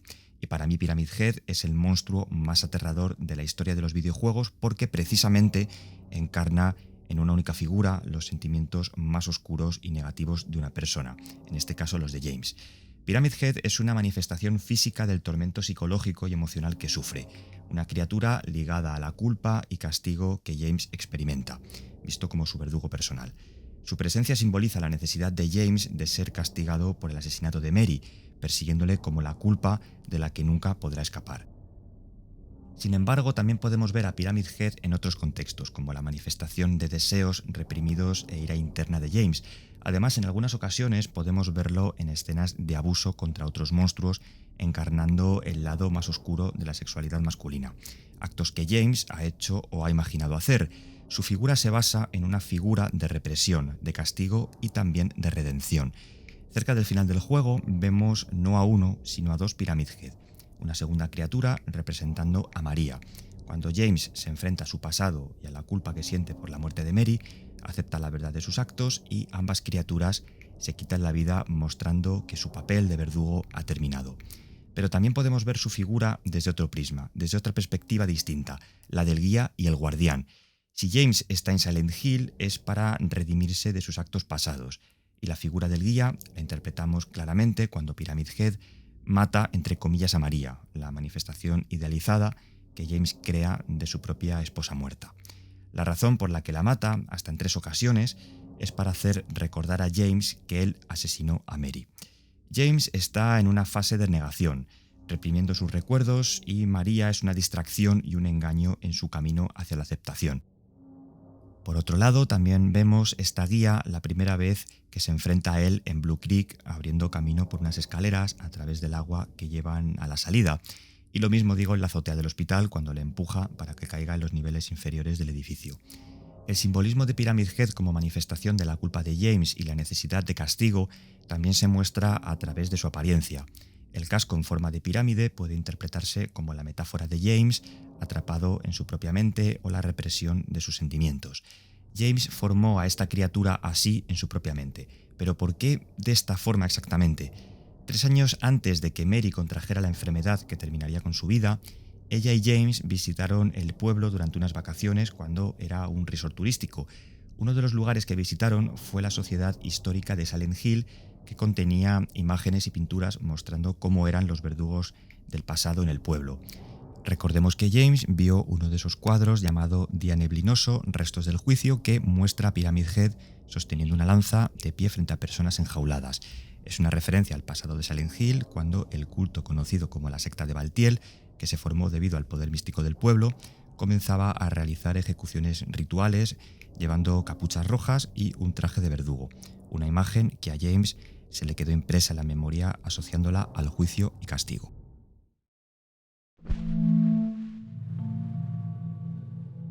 Caminando por las calles de Silent Hill, James encuentra un lugar llamado Bar de Neely, donde ve una serie de mensajes escritos con sangre en las paredes. El primero que ve es uno que dice: antes había un agujero, ya no está. James en ningún momento ve un agujero dentro del Bar de Neely, pero puede hacer referencia o bien a uno de los muchos agujeros a los que debe saltar dentro de la prisión Toluca, o una referencia a Silent Hill 4, donde Henry Townsend se introduce en unos misteriosos agujeros que entrelazan su apartamento con varios mundos, pero esto sinceramente lo dudo mucho. Sin embargo, cuando llegamos a cierto punto en el juego, después de salir del hospital Brookhaven, una nota nos dice: te espero en el Bar de Neely. No sabemos quién la ha escrito, pero encontramos más mensajes dentro del local. En la pared, uno de ellos dice lo siguiente: si realmente quieres ver a Mary, deberías morir, pero puede que vayas a un lugar distinto al de Mary, James. Al parecer el mensaje nos da a entender que mientras Mary está en un lugar apacible tras morir, a James le espera el infierno por haberla matado. El caso es que tanto estos mensajes como los que encontramos escritos en distintas notas no tienen un remitente, pero podemos intuir quién ha podido ser. De entrada hay 3 posibilidades. La primera, que haya podido ser Laura. Laura muestra rechazo a James desde el principio y sabe muy bien todo lo que ha hecho. No obstante, creo que esto queda descartado, puesto que el autor del mensaje sabe que Mary está muerta y Laura cree que sigue viva.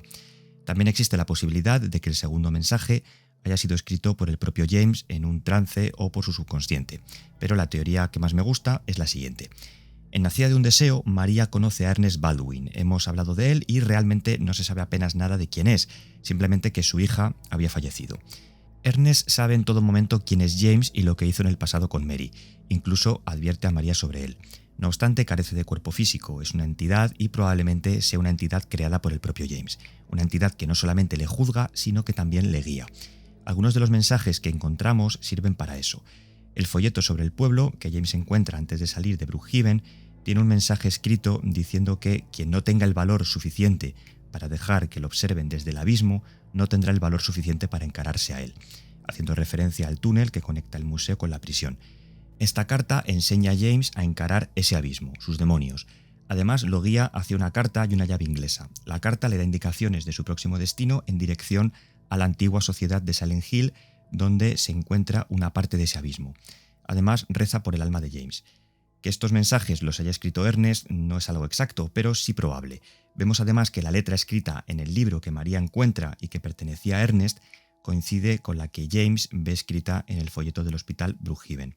Ernest puede ser un producto creado del subconsciente de James o bien alguien que le ayuda al mismo tiempo que trata de castigarlo. Tan solo unas semanas después, un grupo de estudiantes universitarios decide viajar a Silent Hill con el propósito de investigar la historia del Little Baroness, un barco que desapareció misteriosamente en el lago Toluca hace 75 años. A la mañana siguiente, dos de los estudiantes, Eric y Tina, despiertan para encontrarse con una ciudad cubierta de niebla y plagada de criaturas, además de que sus compañeros han desaparecido sin dejar rastro. Eric y Tina se ven obligados a recorrer diferentes zonas de Silent Hill, enfrentando no solo los peligros de la ciudad, sino también versiones retorcidas del otro mundo. En su búsqueda logran encontrar a Emily, una amiga cercana de Tina. Juntos, el grupo descubre archivos relacionados con el caso del Little Baroness en el lago Toluca. A través de estos documentos se enteran de que en 1918 una mujer llamada Lorraine se ahogó junto a su hija Hannah después de que arrojara a la niña al agua desde el barco. La manifestación de Lorraine reaparece y empuja a Emily al fondo del lago, repitiendo el trágico evento que ocurrió con Hannah. Eric y Tina se sumergen en el lago para rescatarla y se encuentran con la figura de Hannah, quien se transforma en un monstruo gigantesco. Así que después de una intensa pelea, la pareja consigue derrotar a la criatura y Emily sobrevive. Eric nota que el monstruo está regresando a su forma original, revelando a la verdadera Hannah. La rescata del fondo del lago y Hannah, agradecida, le expresa su gratitud por haberla liberado de las profundidades del lago. Finalmente, Eric tiene una visión en la que Hannah se reúne con su madre Lorraine, mientras el capitán del barco, el bisabuelo de Hannah, le hace un gesto de aprobación desde la distancia.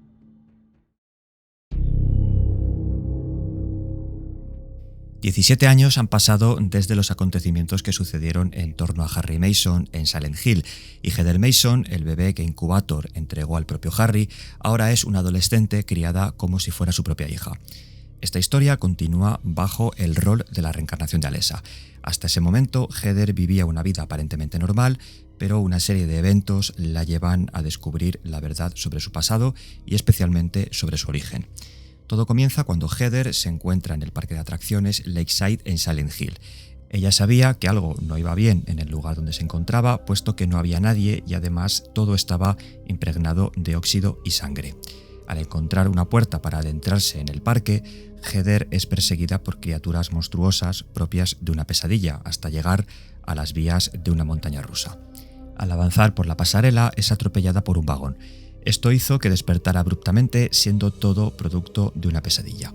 Al despertar, aún conmocionada por este sueño, Heather se encontraba en un centro comercial llamado Central Square, donde llama a su padre, Harry, desde un teléfono público para informarle de que está de camino a casa.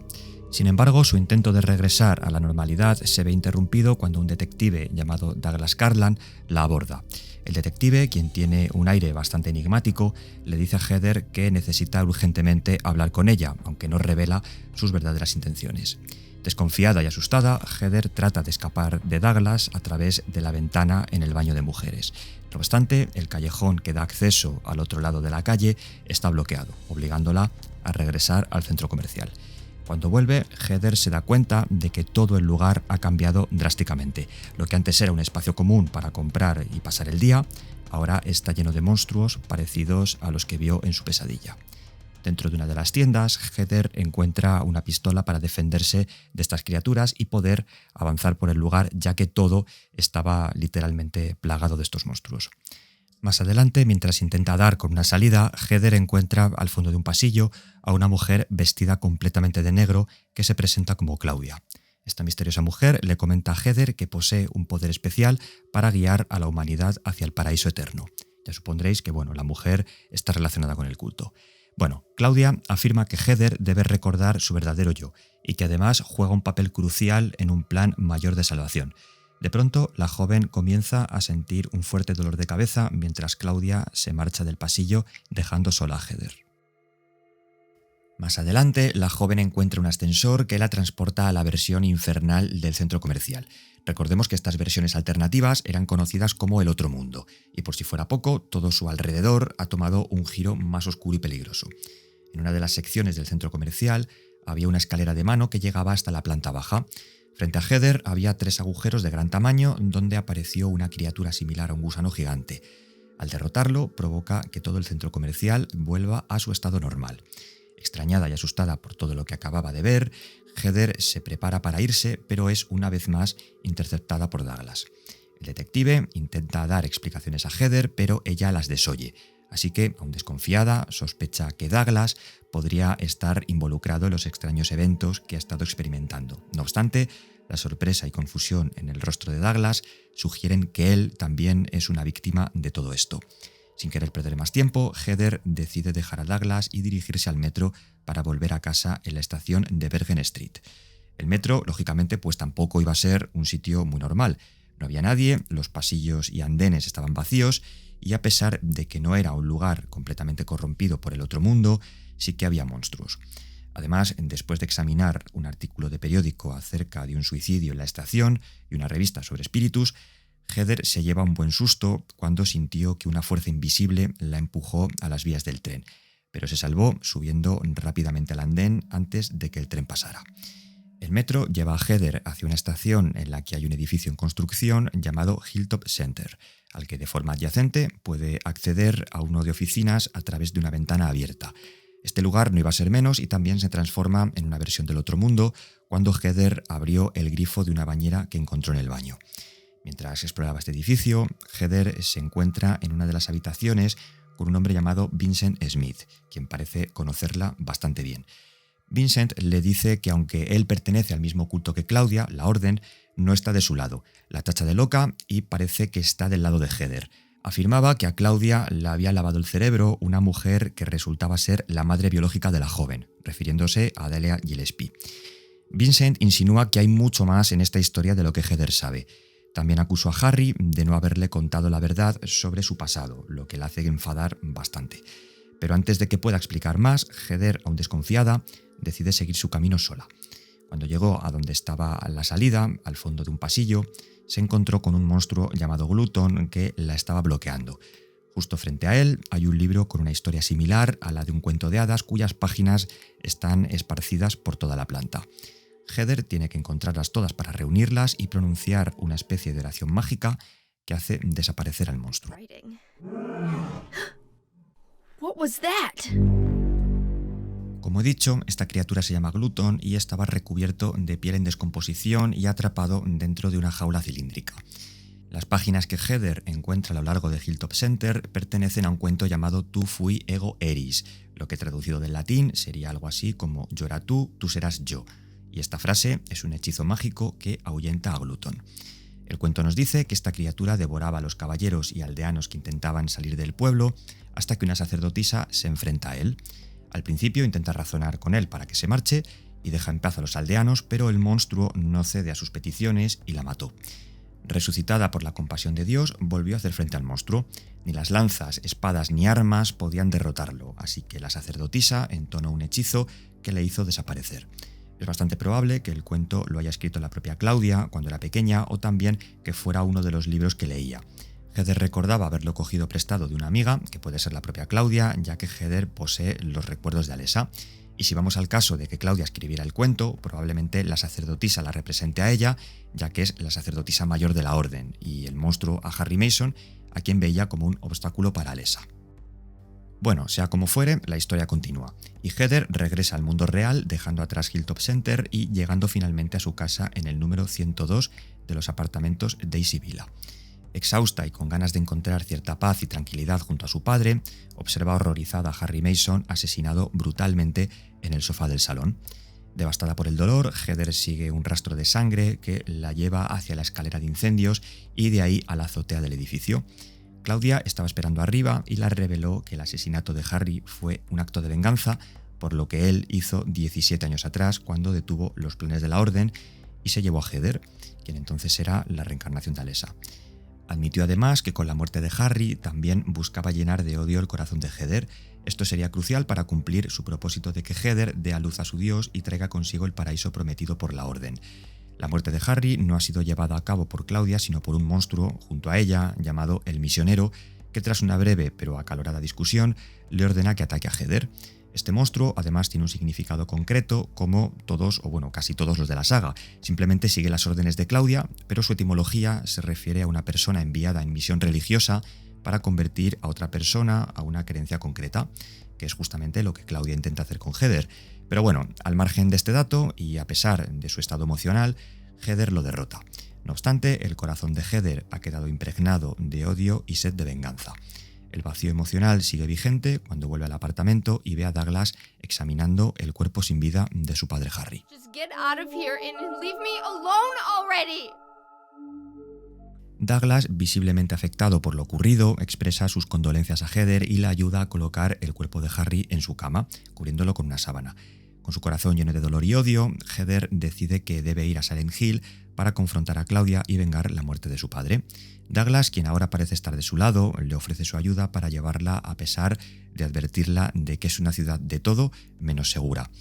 Antes de partir, el detective le entrega a Heather un cuaderno que encontró escrito por Harry de su puño y letra, en el que cuenta la verdad sobre el nacimiento de Heather y su adopción, revelando además la conexión entre ella y Alessa Gillespie.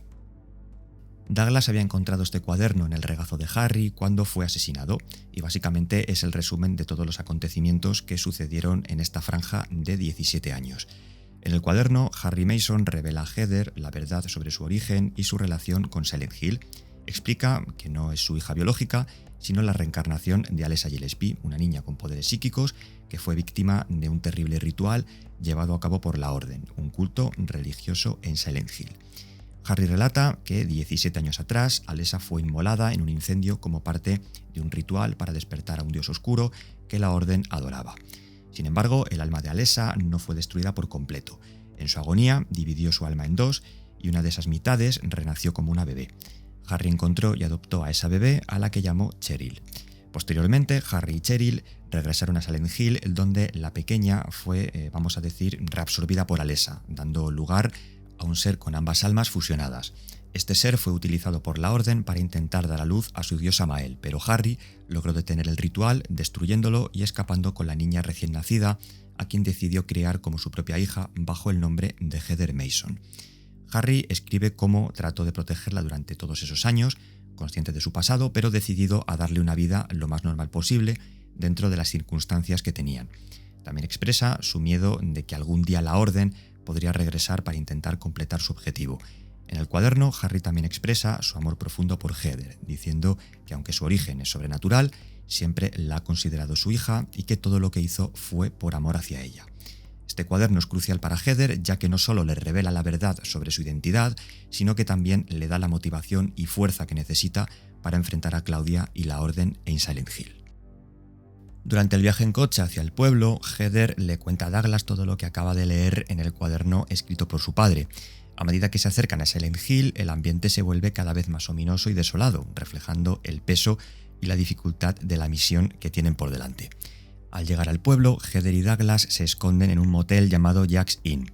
Douglas se marcha para investigar la ubicación de Leonard Wolf, una figura que Vincent mencionó anteriormente, mientras Heather se dirige al hospital Brookhaven, un lugar con una historia oscura y siniestra.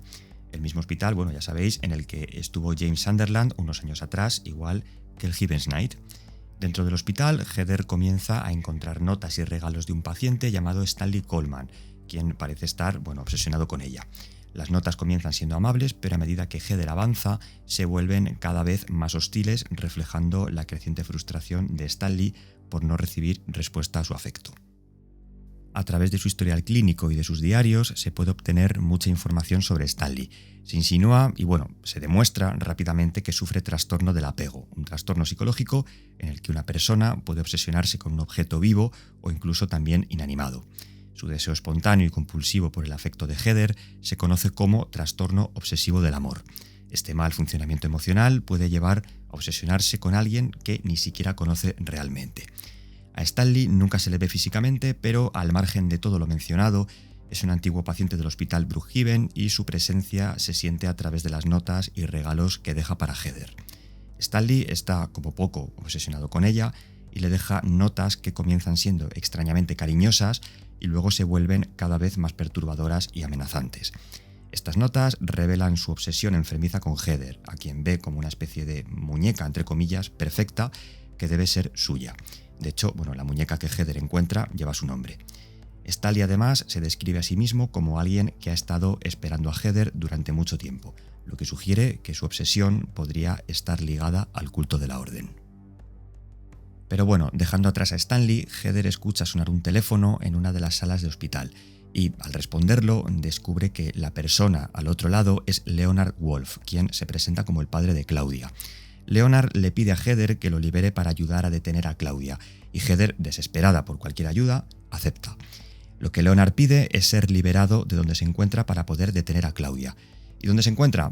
Dice que le puede encontrar a través de la puerta que está al final del pasillo del segundo piso. Lo extraño es que cuando Heather estuvo por ese mismo pasillo no había ninguna puerta. Sin embargo, cuando volvió, ahí estaba, y al atravesarla, el hospital se transforma en ese otro mundo de óxido y sangre. En su recorrido a través de unos pasillos de cemento, Heather tiene una visión de Lisa Garland, la enfermera que, recordáis, fue una figura trágica en los eventos ocurridos 17 años antes. Aunque Heather, no la recuerda completamente. La visión de Lisa y su cadáver son un recordatorio de los horrores que la Orden ha causado en Silent Hill. Al cruzar la puerta y llegar a los pasillos del hospital, Heather de nuevo escuchó sonar un teléfono desde una taquilla dentro de la sala que había frente a ella. Se escucha la voz de un hombre misterioso cantándole feliz cumpleaños. También admitió que él no era ni Leonard ni Stanley, quien dijo que estaba bajo tierra. Cuando Heather, confusa, niega que sea su cumpleaños, la voz al otro lado insistió en que hoy lo era y que supuestamente cumplía 24. Aunque, inciso, si lo pensamos, los hechos de Silent Hill 3 se desarrollan en el año 2000. Alessa habría cumplido 31 años, así que 7 años antes, hace 24, fue el cumpleaños de Cheryl, la diferencia de 7 años que se lleva con Heather, que tiene 17. Sí, es un poco confuso, lo sé, así que sigamos y dejemos las chorradas de este tío. Cuando Heather finalmente encuentra a Leonard bajo el hospital, se da cuenta de que él también es miembro de la Orden y que su verdadera intención es utilizar a Heather para cumplir con los oscuros rituales del culto. Leonard se enfurece bastante cuando descubre que Heather no es creyente y se transforma en un monstruo que emerge desde las aguas de la alcantarilla. To all who turn their backs on God. Is every person here a mental case? Leonard Wolf es el padre de Claudia, pero tiene una relación bastante complicada con ella. A lo largo del juego se sugiere que Leonard tenía una visión muy rígida y fanática de la religión de la Orden, lo que le llevó a ser una figura muy autoritaria y posiblemente abusiva durante la infancia de Claudia. Este abuso y rigidez religiosa de Leonard influyeron en la formación de las creencias de Claudia, que finalmente se convirtieron en la base de sus acciones fanáticas. Una nota escrita por un hombre llamado Crosby al Dr. Midkiff advierte de la agresividad de Leonard, a quien se refiere como el paciente de la 312. Al parecer intentó adoctrinar e imponer su fe a otros en el hospital Brookhaven y le ingresaron tras apuñalar a otra persona tras una disputa religiosa. Como bien dice su historial, Leonard no solamente era un fanático, sino también una persona que padecía de alucinaciones, inestabilidad emocional y esquizofrenia. Heather lo encuentra bajo el hospital tras completar un ritual de sangre sobre un altar. Aunque inicialmente parece querer ayudar a Heather a detener a Claudia, Leonard revela su verdadera naturaleza como un fanático de la Orden. Su odio hacia los que considera herejes lo lleva a atacar a Heather cuando descubre que ella no comparte su fe. Leonard también quiere invocar a Dios, pero no quiere la salvación para la humanidad. Según él, los incrédulos no pueden recibirla. Heather se ve obligada a matarlo para continuar y tras acabar con Leonard encuentra un talismán con el sello de Metatron que decide llevarse con ella. Recordad que es el mismo sello al que Dahlia llamaba marca de Samael para engañar a Harry, pero que en realidad es un talismán utilizado para contrarrestar las entidades sobrenaturales que la Orden quiere controlar. De vuelta al mundo real, Heather regresa al motel donde encuentra a Vincent y a Claudia discutiendo sobre sus creencias religiosas. Claudia le recrimina haber llevado a Heather hasta su padre, dando como resultado su muerte. La tensión entre ellos es muy evidente, pero antes de que Heather pueda intervenir, Claudia se marcha, dejando a Vincent solo en la habitación. Vincent le dice a Heather que Douglas dejó un mensaje para ella. Debe ir a la iglesia al otro lado del lago para encontrar a Claudia. Para llegar allí, Heather deberá atravesar el parque de atracciones Lakeside, que fue el mismo que apareció en su pesadilla. La joven se enfrenta a una serie de desafíos en el parque de atracciones, reviviendo los horrores de su sueño aquel día en la hamburguesería del centro comercial. Durante su travesía, Douglas confronta a Claudia en otro lugar del parque, reprochando haberlo engañado. Claudia intenta justificar sus acciones, afirmando que necesitan a Heather para despertar a Alessa y marcar el comienzo del paraíso eterno. Esta conversación indica que desde el principio Douglas fue contratado por Claudia como investigador privado para dar con el paradero de Heather. Douglas, indignado porque sus argumentos le daban igual y pensaba que era una loca fanática, saca su pistola y apunta a la figura de Claudia, pero la confrontación toma un giro inesperado y Douglas termina gravemente herido. El parque de atracciones era exactamente igual a como Heather lo recordaba en la pesadilla, un lugar abandonado, oxidado y plagado de monstruos. A lo largo de las instalaciones había varios disfraces de conejo color rosa conocidos como Robbie, que eran las mascotas oficiales del parque. Por lo demás, todo era exactamente igual a su sueño, inclusive teniendo que llegar hasta la montaña rusa. No mucho tiempo después, tras atravesar la mansión encantada, Heather encuentra a Douglas tendido en el suelo junto a una de las atracciones con una pierna rota. Presumiblemente se la rotó Claudia. El detective le dice que continúe sin él, a sabiendas que Heather es la única que puede detener a la sacerdotisa. Justo cuando la joven se dio la vuelta, Douglas la apunta con su arma, pensando que esa podría ser la única manera de detener los planes de la orden. No os lo he dicho, pero Heather tiene un feto en el estómago, el feto de Dios. Douglas se arrepiente y simplemente dejó que Heather siguiera su camino. La joven, aunque angustiada por dejarlo atrás, sigue hasta llegar a un tío vivo donde se enfrenta a una versión oscura y quemada de sí misma, el recuerdo de Alessa Gillespie. Tras la batalla simbólica, Heather logra aceptar su verdadera identidad, derrotando a su contraparte y sellando su resolución de acabar con Claudia. El recuerdo de Alessa es una manifestación física de la huella que dejó en la propia Alessa el otro mundo, es decir, es una representación del dolor, sufrimiento y odio que Alessa experimentó antes y después del ritual fallido hace 24 años. Este encuentro, además, no es solamente un combate físico, sino también un conflicto interno para Heather. Al enfrentarse a su otro yo, Heather está luchando contra los fantasmas de su propio pasado. Este enfrentamiento incluso es necesario para que pueda seguir adelante, libre del peso del dolor de Alessa para cumplir su objetivo, detener a Claudia, detener a la Orden y vengar la muerte de su padre. Esta figura es una manifestación de la mente de Alessa que quiere, por encima de todo, detener el nacimiento de Dios y salvar al mundo de ese evento en caso de que ocurra, argumentando que una muerte relativamente rápida era preferible al destino alternativo. Al morir, Alessa deja un mensaje impreso con sangre en el suelo del tío vivo. El mensaje revela su intención de liberarse a sí misma del sufrimiento que tuvo que soportar, considerando el suicidio, ya que para ella era mejor morir. Heather finalmente llega a la iglesia de la Orden, un lugar lleno de símbolos religiosos y figuras retorcidas que reflejan la corrupción del culto. Frente al altar, Heather se encuentra con Claudia y, en un intento de engañarla, le dice que Alessa está contenta con él tal y como es. No obstante, este rechazo de la supuesta Alessa al paraíso no logró detener los planes de Claudia. En mitad de la conversación, Heather comenzó a sentir un dolor insoportable en el estómago, indicando que Dios estaba a punto de nacer, y Claudia abandonó la capilla. Al cruzar la puerta junto al altar, había un confesionario en el que Heather hablaba con una misteriosa mujer. La voz al otro lado rogaba por la salvación del alma de 2 niñas. Lo que voy a decir ahora es pura teoría, puesto que no se sabe de quién es esta voz exactamente, pero hay gente que asegura que es la misma Dahlia.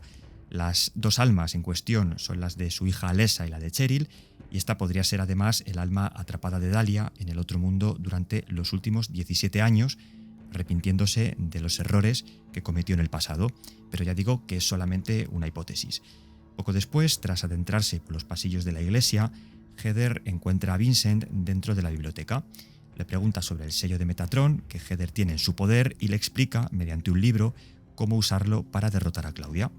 El talismán puede utilizarse para detener el ritual de invocación de Dios. Aparte de eso, Vincent también admite que efectivamente era un antiguo miembro de la Orden. Sin embargo, se opone al nacimiento de Dios en el mundo. Demuestra que está algo más cuerdo que el resto de integrantes del culto. Pero bueno, Tiene su porqué y sus propios intereses. Luego hablamos de todo esto porque tiene su miga. El otro mundo se había apoderado de la iglesia reflejando los recuerdos de Heather, los de su padre y los de Alessa. Sus pasillos, su habitación, la camilla de hospital donde agonizaba o también el aula donde iba a clase. Ya vemos que sus compañeros huían de ella pensando que era una bruja. Heather también llegó al dormitorio de Claudia y una nota revela que cuando eran niños, Claudia y Alessa estaban muy unidas, jugaban juntas muy a menudo e incluso Claudia consideraba a Alessa su hermana. Pero bueno, dejando todo este entramado de habitaciones y pasillos atrás, Heather reúne una serie de cartas del tarot que desbloquean la puerta que conduce hasta Claudia. Esta puerta, además, estaba en la antigua habitación de Alessa y llevaba hasta el santuario de la Orden. Allí vio a Vincent teniendo una discusión bastante acalorada con Claudia. Cuando Heather entró, Vincent dijo inmediatamente que la matara, pero antes de que Heather pudiera acercarse, fue Claudia quien mató a Vincent de una puñalada. Claudia le veía como un obstáculo para cumplir su plan. Agonizante en el suelo, Vincent le dijo a Heather que utilizara el sello de Metatron contra Claudia. Sin embargo, la sacerdotisa aseguró que no tendría ningún efecto. Textualmente decía que era un trozo de chatarra antes de apuñalar a Vincent en el corazón y sellar su muerte. En ese mismo instante, Heather volvía a experimentar el mismo dolor en el vientre que tuvo en la capilla. El dios estaba a punto de nacer. Desesperada por encontrar una solución, Heather recuerda el amuleto de Aglaofotis que llevaba desde su infancia. Consumida por el dolor y la ira, decide ingerir el amuleto, lo que provoca que el dios dentro de ella se expulse en forma de un feto ensangrentado. Claudia, en su locura y desesperación, viendo peligrar seriamente el plan que lleva años trazando, ingiere el feto con la esperanza de dar a luz al dios y completar su misión. Sin embargo, en lugar de traer el paraíso, Claudia se transforma en un monstruo grotesco y cae en un abismo. Heather también se tira al interior. Claudia había muerto después de dar a luz a la monstruosa entidad similar a una especie de reptil con forma antropomorfa y cuyo rostro se asemeja mucho al de Alessa. Paltiel cubría su cabeza con un sudario antes de comenzar el enfrentamiento. Heather lucha intensamente en un semicírculo contra esta manifestación del dios oscuro hasta derrotarlo, destruyendo los planes de la Orden y vengando la muerte de su padre. Is that the end? I guess it's time to roll the credits. Con la pesadilla aparentemente terminada, Heather sale de la iglesia y se encuentra con Douglas en la atracción de Lakeside, quien la ve acercarse con un cuchillo en la mano. Heather, en un momento de humor un poco negro, finge que va a atacarlo, pero en realidad solo estaba bromeando. Con la sombra de Silent Hill aún pesando sobre ellos, Heather le pide a Douglas que la llame por su verdadero nombre, Cheryl. Cheryl. The name my father gave me. Heather y Douglas se alejan juntos, dejando atrás el horror vivido de Silent Hill. Oh. Don't you think blondes have more fun?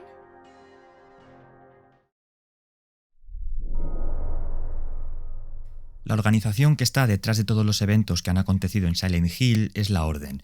La hemos nombrado mucho a lo largo de estas historias y tiene una profundidad bastante más compleja de lo que hemos visto. No se basa solamente en la invocación de un dios oscuro, sino en prácticas mucho más retorcidas. Hemos visto desde el principio del vídeo que este culto ha existido desde la antigüedad y sus raíces se remontan a los primeros habitantes de Silent Hill, que incluían tanto a nativos americanos como a colonos europeos. Con el paso de los siglos, la Orden se fue consolidando como una organización secreta dentro de un pueblo, ejerciendo una gran influencia sobre sus habitantes. Algunos de estos habitantes, que se negaban a formar parte de ellos, o por lo menos de sus creencias, o incluso cuestionaban su religión, la secta solía recurrir a la violencia, la tortura o al lavado de cerebro mediante drogas como la PTV, por sus propiedades alucinógenas. Estas creencias hay que decir que no tenían una raíz fija, sino que era una mezcla de elementos cristianos, del chamanismo nativo americano y de prácticas ocultistas. Era un poco una mezcla de varias creencias, para que nos entendamos. Su doctrina principal gira en torno a la figura de un dios que ven como la deidad suprema, capaz de traer un paraíso eterno, entre comillas, a la tierra. Entonces, para conseguirlo, la Orden tiene como objetivo el renacimiento de su dios en el mundo físico. Luego hablaremos de este supuesto dios porque tiene una complejidad tremenda, ya lo veréis. Sin embargo, creen que esta invocación solo es posible mediante rituales que implican sufrimiento o sacrificio para purgar a la humanidad de sus pecados. De ahí lo que le ocurrió a Alessa Gillespie en 1976. Sus poderes de telequinesis, además, vienen de la magia mística que tiene el pueblo desde la antigüedad. Los rituales de la orden solían implicar torturas y sacrificios humanos, ya que creen que el dolor es un camino hacia el otro mundo, una dimensión alternativa que refleja los miedos y deseos más oscuros de las personas. La nota que encontramos en la sala de hospital donde se han celebrado estos rituales nos da más detalles sobre sus prácticas. Utilizan una estaca de cobre que clavaban en el corazón para empapar el altar en sangre.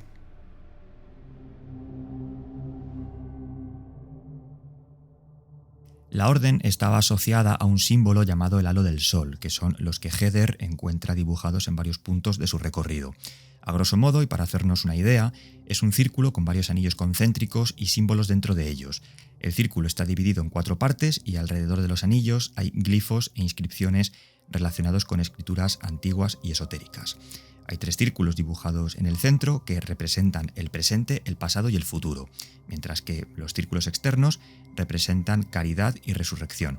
Y es importante decir que el símbolo suele dibujarse en rojo o negro porque el azul tiene un significado contrario, es decir, una especie de oposición a Dios y está prohibido por el culto. La orden también utilizaba otros símbolos como el sello de Metatrón, en cambio está más asociado a la contención y purificación, y el halo del sol al poder y a la creación. En el juego, este símbolo aparece en varios lugares importantes como el Hospital Brookhaven y la Iglesia de la Orden, lugares que Heather explora. Pero llega un punto clave en la historia en el que Heather comprende el significado de este símbolo.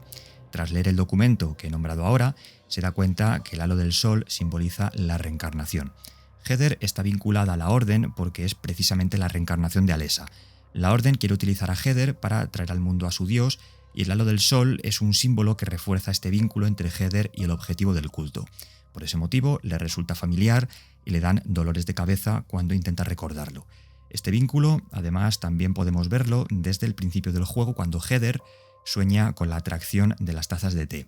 Desde arriba, estas 3 tazas giran en círculos y se asemejan al halo del sol. Incluso el detective Douglas, cuando queda herido por Claudia, espera a Heather precisamente junto a esta atracción.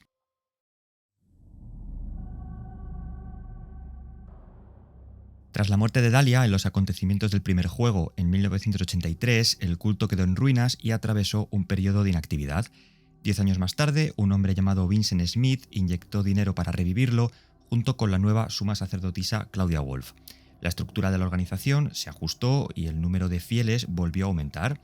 Entonces, según la línea del tiempo, significa que el resurgimiento de la Orden por parte de Claudia y Vincent solo duró aproximadamente 7 años y terminó en los eventos de Silent Hill 3 en el año 2000.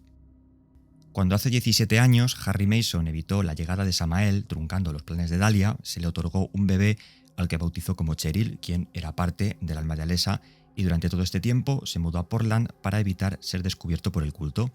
La Orden había seguido el rastro de Harry y Cheryl hasta dar con ellos 5 años más tarde, y Harry mató a uno de los miembros de la secta en defensa propia. Así que para garantizar la seguridad de su hija, le tiñó el pelo de rubio y le cambió el nombre por Heather. Tras esto, se mudaron de Portland a los apartamentos Daisy Villa. Pero a pesar de todo el tiempo transcurrido y de los cambios de nombre para ocultarse de la Orden, Heather tenía dentro de sí misma al dios que trataban de invocar. Harry seguía teniendo dudas con respecto a la verdadera identidad de Cheryl, viéndola como si todavía siguiera siendo Alessa. A pesar de ello, Harry la quiso y la crió como si fuera su propia hija. Claudia y Vincent reconstruyeron la Orden para continuar con su idea de crear el paraíso en la Tierra. Sin embargo, Vincent tenía otros planes. Para ello necesitaban a Heather y Claudia ya la había localizado. La cinta de cassette que reproducimos en la habitación de Vincent muestra una entrevista que le hace a uno de los miembros del culto. Afirma que Claudia ha localizado a Heather, quien se refiere a ella como la Madre Sagrada. Ahora que Claudia sabe de su paradero, el siguiente paso es atraerla hasta Silent Hill. Para hacerlo, contrata los servicios del detective Douglas, quien da con ella en el centro comercial.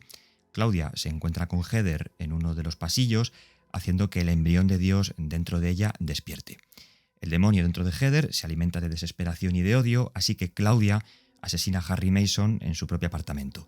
Con esto conseguiría vengarse de él por lo ocurrido hace 17 años y también conseguir atraer a Heather hasta Silent Hill en busca de venganza.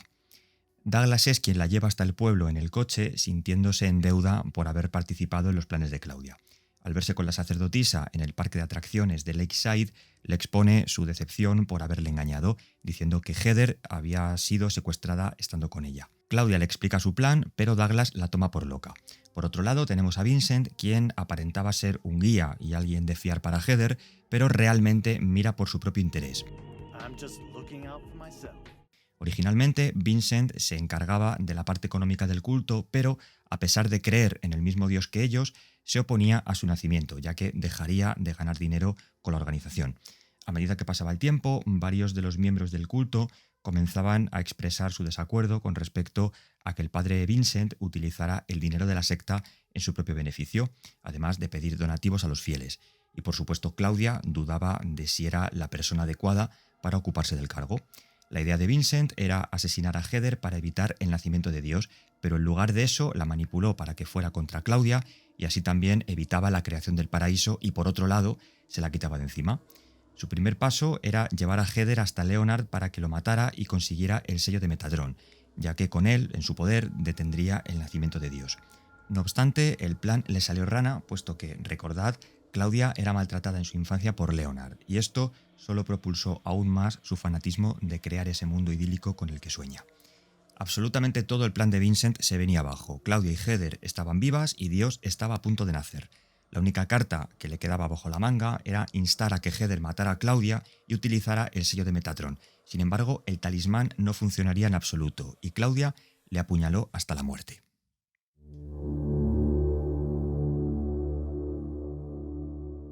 El otro mundo es una parte crucial en las creencias de la Orden. Consideran este lugar como una manifestación de la voluntad de su Dios y un medio para castigar a los pecadores y purgar el mal. El poder de la Orden ha impregnado Silent Hill, convirtiendo a la ciudad en un lugar donde la realidad y el otro mundo se entrelazan entre ellos.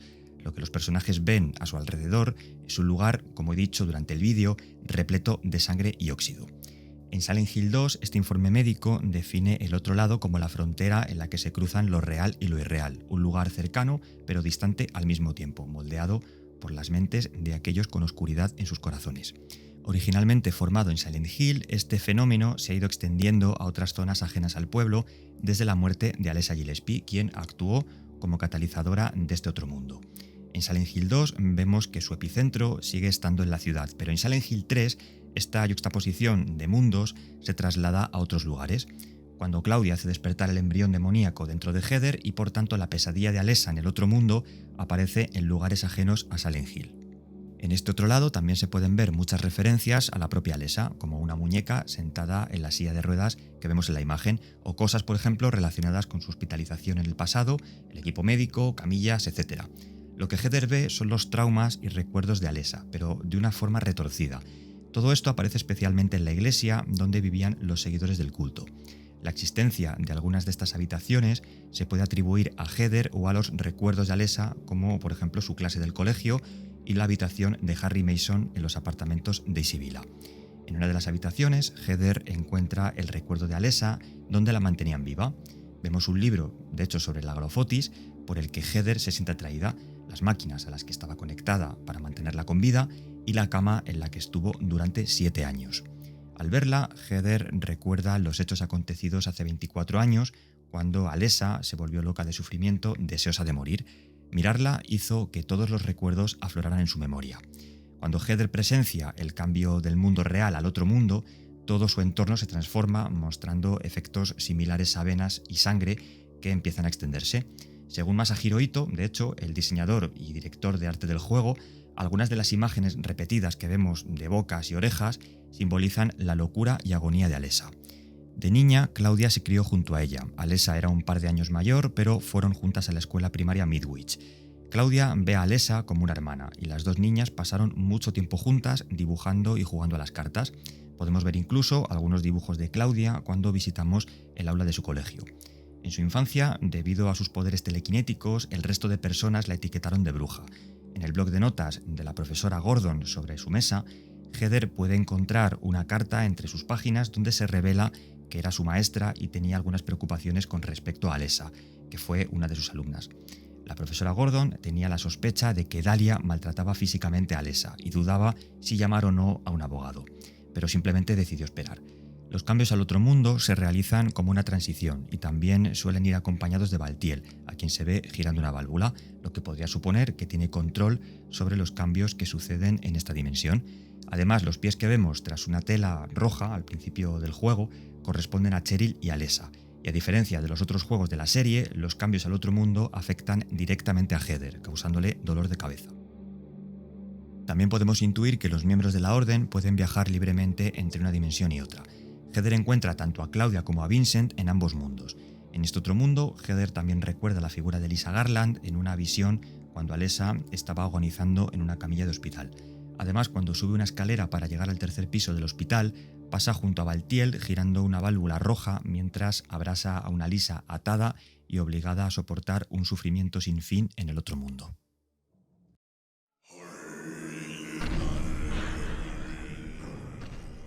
A diferencia de los dioses de nuestra realidad, el dios de Silent Hill no existía antes que los humanos.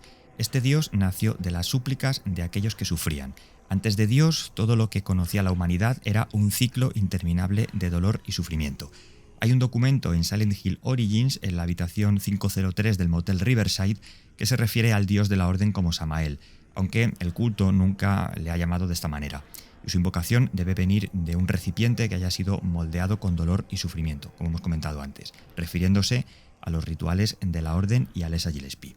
Según el libro de los antiguos dioses de Silent Hill, los opositores al culto y otros grupos cristianos dieron a los dioses de la Orden varios nombres que no usa la organización y recibieron nombres y descripciones de ángeles cristianos.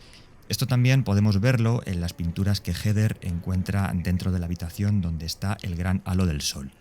Todos los cuadros son representaciones de santos a los que veneraba la Orden, San Nicolás o Santa Jennifer, mártir por la Orden, que tiene su propio monumento en el Parque Rosewater, en el que se la describe como perseguida por los cristianos. Pero otra de las pinturas es la representación de la propia Alessa, descrita como Madre de Dios e Hija de Dios. Y es que, en realidad, su figura se ha santificado como una mártir que se ofreció a ser quemada viva como sacrificio a Dios, pero todo fue una farsa para ocultar el incendio que se produjo en casa de Dahlia en 1976. Es decir, su figura es completamente falsa. Según las creencias de la Orden, la humanidad existía antes que Dios, y en el mundo la gente luchaba entre sí y no conocía nada más que dolor y odio. Un hombre, buscando la salvación del mundo que lo rodeaba, ofreció una serpiente al sol, y una mujer ofreció un junco y pidió alegría. Compadeciéndose de un mundo consumido por la tristeza, las súplicas de estas dos personas infundieron vida a Dios, y de ambas ella nació. El mundo, tal como era entonces, no tenía tiempo lineal, así que lo primero que hizo Dios fue crearlo, dividiéndolo en el día y la noche. Después de esto, ella trazó para la humanidad el camino hacia la salvación y dio al mundo la alegría y la felicidad. Esto significa que Dios inventó el propósito del tiempo como una promesa de que el ciclo de sufrimiento no sería eterno nunca más, sino que llegaría a un final. Además de esto, Dios también creó dioses inferiores, ángeles e incluso el propio paraíso, que vendría al final de los tiempos. Pero antes de que los piadosos pudieran ser llevados ante ella, la fuerza de Dios se acabó y colapsó, pero mientras exhalaba su último aliento, prometió a sus seguidores que volvería, y además los llevaría al paraíso. La Orden pretendía llegar a este supuesto lugar idílico, lejos de todo pecado, a través de la resurrección de Dios, y a través de los años sus fieles buscaban a una mujer mortal que sirviera como recipiente. Pero diréis, realmente sus acciones parecen ser buenas, ¿no? Un Dios que lo que pretende es crear un paraíso para que la gente sea feliz sin vejez, hambre o violencia. Y hasta cierto punto estoy de acuerdo, pero todo se tiñe de un tono mucho más oscuro cuando analizamos su verdadera naturaleza. Es decir, el nacimiento de Dios fue a raíz de un deseo por Dios, y la Orden lo representaba como una mujer muy hermosa, pelo anaranjado y un vestido rojo, pero dista mucho del Incubus que se enfrentó a Harry en Silent Hill. ¿Quiere decir que tiene varias formas? Sí, bueno, más o menos. Lo vemos en distintas versiones. Incubus, el sueño de Alessa en Silent Hill Origins, o el monstruo antropomorfo en Silent Hill 3, del que de hecho tiene su cara. Y todas estas formas son diferentes, pero esto mismo es lo que las unifica. Quiero decir, Silent Hill tiene el poder de materializar el subconsciente de una persona. Dios es el resultado de ese subconsciente. Incubus es el dios proyectado por Dahlia, Incubator el dios proyectado por Alessa, y el dios al que se enfrenta Heather es la forma, según Claudia lo imaginaba, con la cara de Alessa. El libro de los antiguos dioses de Silent Hill, que hemos nombrado antes, nos decía que no hay ninguna religión que haya sido inalterada desde que se fundó, con lo que estoy personalmente bastante de acuerdo. Y por supuesto, la de la Orden pues no iba a ser una excepción. La idealización e imagen de Dios cuando fue creado es completamente diferente a la que el culto mitifica. Además, el propio Vincent admite que este Dios en realidad es un demonio. Are you sure you don't mean devil? Whichever you like. Antes hemos dicho que Dios también creó otros dioses inferiores y ángeles que guiasen a la gente a seguirla. Uno de estos ángeles es Baltiel, cuyo papel es proteger y vigilar a Heather hasta que Dios nazca. Es decir, su única preocupación es el embrión que duerme dentro de ella. Cada vez que Heather muere, él la resucita. Además, la válvula roja que Baltiel gira con su mano izquierda representa la idea de que Dios puede renacer un número infinito de veces, el ciclo de muerte y renacimiento. De hecho, es de los primeros elementos que vemos cada vez que Heather entra al otro mundo en algunas ocasiones. Heather incluso invoca este plano después de girar otra manivela, el grifo de la bañera en el Hilltop Center. La imagen y significado de Dios que vamos a lo largo de las historias que acabamos de contar es solo una parte de lo que vamos a ir viendo a continuación, porque su influencia y devotos trasciende más allá de la historia de Claudia, Vincent, Harry y Heather Mason. Así que de momento vamos a empezar por contar la historia del último juego desarrollado por el mítico Team Silent.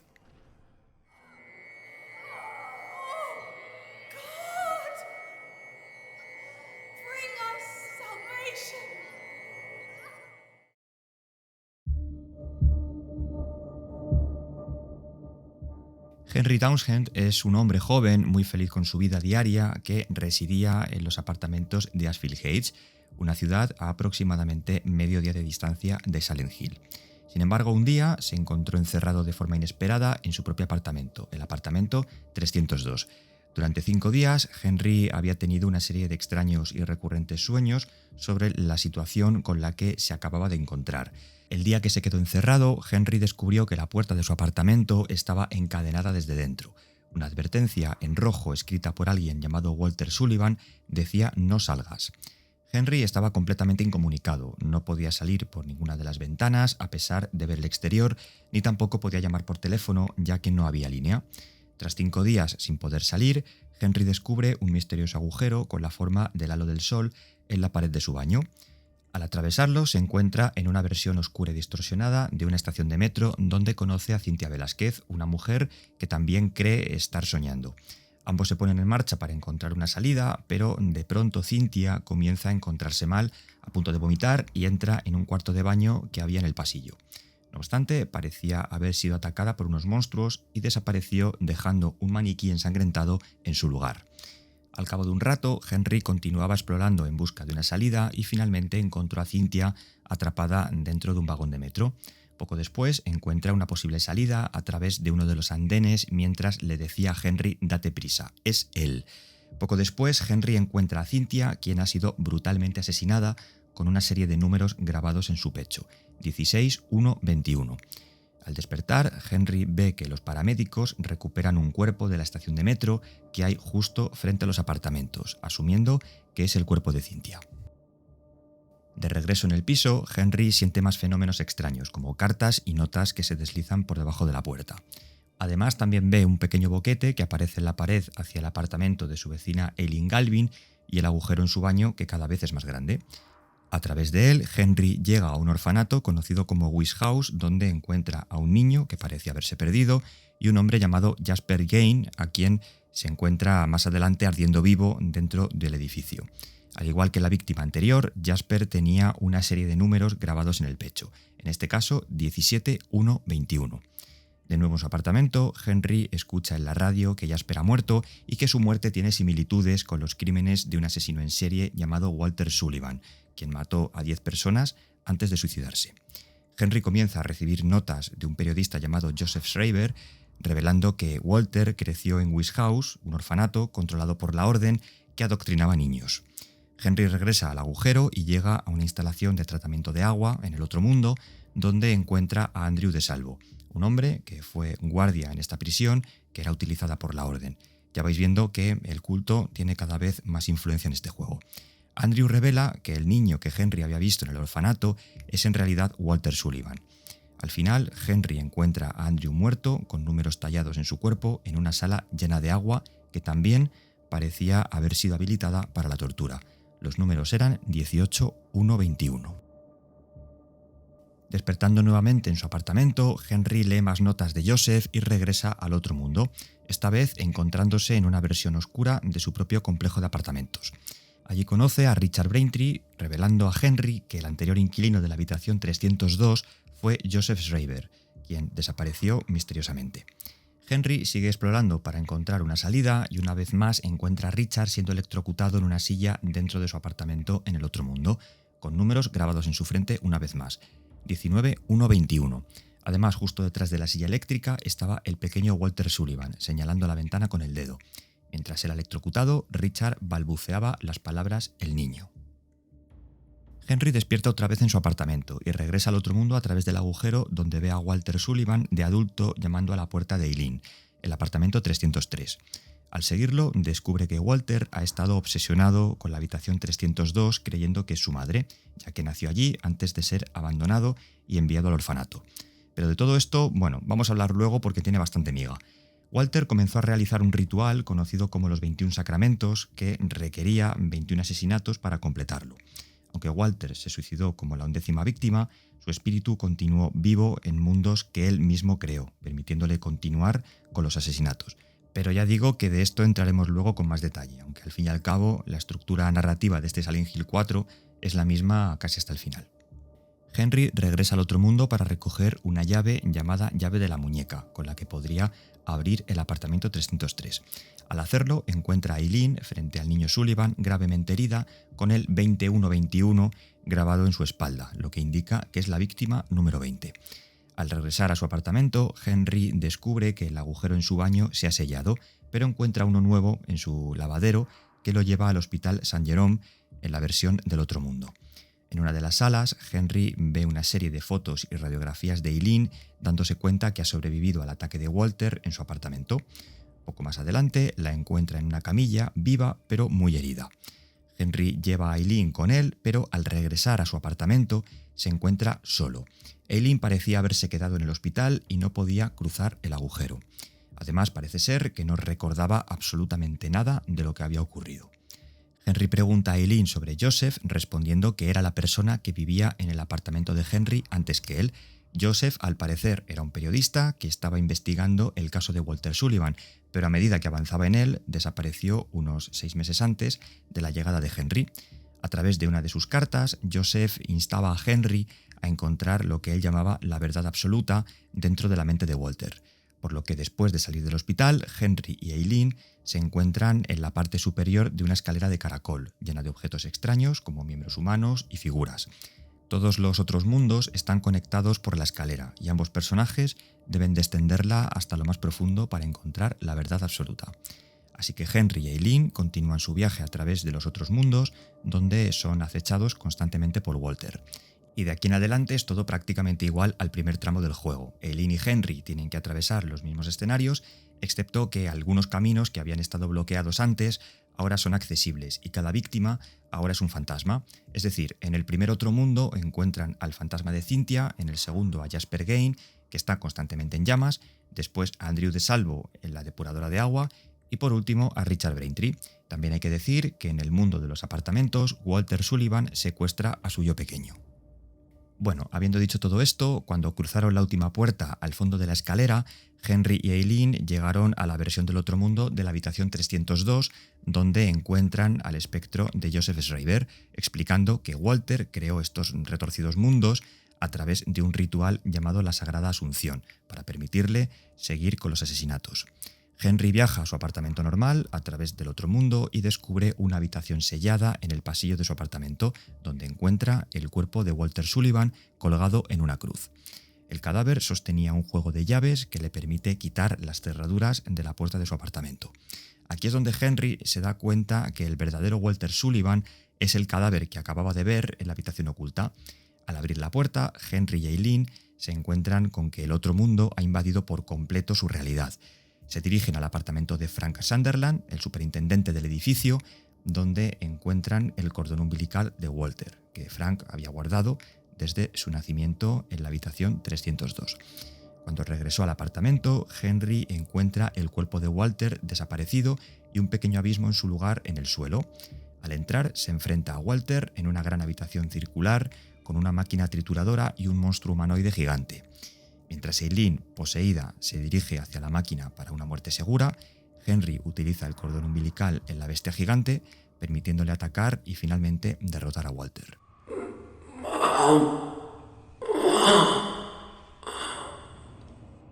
Con Walter muerto, el otro mundo comienza a colapsar con su versión joven llamando a la puerta del apartamento 302, llamando a su madre entre comillas para que lo deje entrar. Cae de rodillas y desaparece. Al día siguiente, Henry visita a Eileen en el hospital, se alegra de verla bien y le da un ramo de flores, aludiendo a que su relación se ha fortalecido a raíz de los acontecimientos que han vivido. Ahora que hemos visto un resumen de la historia que viven los dos protagonistas a lo largo de este otro mundo, nos toca a nosotros adentrarnos en el pasado e historia para comprender mejor las verdaderas intenciones de su mayor amenaza, Walter Sullivan.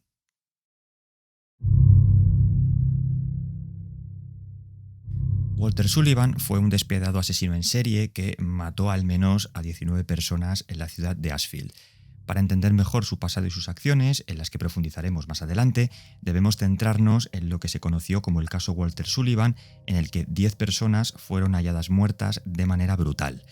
El 10º cuerpo encontrado por la policía tenía una serie de números grabados y le habían arrancado el corazón. Además, lo más extraño es que no fueron encontradas huellas dactilares en ninguna escena del crimen. Los números se pueden ordenar del 01121 al 10121. El número 1, que se encuentra entre el resto, simboliza una línea de separación, es decir, sería 10/21, 10 de 21. Este caso se conoció como el caso Walter Sullivan porque en los cuerpos de la víctima también estaba grabado el nombre de este asesino. Tras haberlo perseguido durante días, la policía logró arrestar a Walter. No obstante, tan solo 4 días después, Walter fue encontrado muerto en su celda debido a una hemorragia. Al parecer, se había suicidado clavándose una cuchara de metal en la carótida. El caso parecía cerrado, pero 3 años más tarde, después de la supuesta muerte de Walter, la policía encontró otra víctima con el mismo modus operandi que utilizó 3 años atrás. Es decir, en el cuerpo había grabado el número 12/21, pero no se halló el nombre de Walter. Además, el corazón de la víctima estaba en su sitio. La primera hipótesis de la policía cuando encontró el cadáver es que se trataba de un asesino imitador que quería reemplazar al verdadero Walter Sullivan. Semanas más tarde se encontraron otras 2 víctimas con los números 13/121 y 14/121, pero la policía todavía no había conseguido atrapar al asesino en serie. Contrariamente a estas conjeturas y suposiciones policiales, un periodista llamado Joseph Schreiber tiene su propia teoría sobre el caso. De entrada, hay que decir que Joseph vivía en el apartamento 302 de South Ashfield, es decir, el mismo apartamento donde se instalaría Henry 6 meses más tarde. Joseph estaba completamente convencido de que la policía arrestó a otro asesino y que el verdadero Walter no murió a mediados de 1994. Su teoría se ve reforzada por el hecho de que varios vecinos del edificio vieron la figura de un hombre alto, de pelo largo y abrigo, merodeando en repetidas ocasiones por el apartamento 302. Es por eso que decide ir a Salem Hill, donde fue supuestamente enterrado Walter Sullivan. Quiere ver in situ su cuerpo y constatar que ahí está su cadáver. Encuentra la tumba de Walter, pero no hay ningún cuerpo ni señales de que hubiese sido exhumado. Solo encuentra escrito en el ataúd leyenda 11/21. Sin embargo, no mucho tiempo después, mientras Joseph seguía con su investigación, le ocurrió un incidente de lo más extraño. Joseph se quedó atrapado en la habitación 302, al igual que le ocurriría a Henry, y encontró el mismo agujero que conectaba con el otro mundo. Al quedar atrapado en el apartamento, Joseph comenzaba a desesperarse. Con el paso de los días, los eventos paranormales se iban incrementando. Joseph también comenzaba a tener pesadillas, constantes pesadillas y dolores de cabeza. Además, veía figuras en las paredes. Joseph temía por su vida, porque sabía que Walter Sullivan no era un simple asesino y también sabía que había un siniestro vínculo entre él y los sucesos que experimentaba en el apartamento. Lejos de amilanarse por lo que estaba viviendo, Joseph decidió, a través del agujero, investigar el otro mundo para encontrar la verdad sobre lo que realmente estaba pasando. Lo primero que consiguió averiguar fue el significado de los números grabados en los cuerpos de las víctimas, descubriendo lo que os he contado antes, que el número 1 simboliza una barra de separación, es decir, todo este tiempo Walter había estado planeando matar a un total de 21 personas. Joseph tenía la sensación de que Sullivan estaba jugando con él. Era imposible escapar de aquel apartamento porque la puerta estaba encadenada y nadie podía oírle por más que gritara. Entonces llega a la conclusión de que ahí, en ese mismo lugar en el que se encuentra, Sullivan intentó llevar a cabo el ritual de los 21 sacramentos.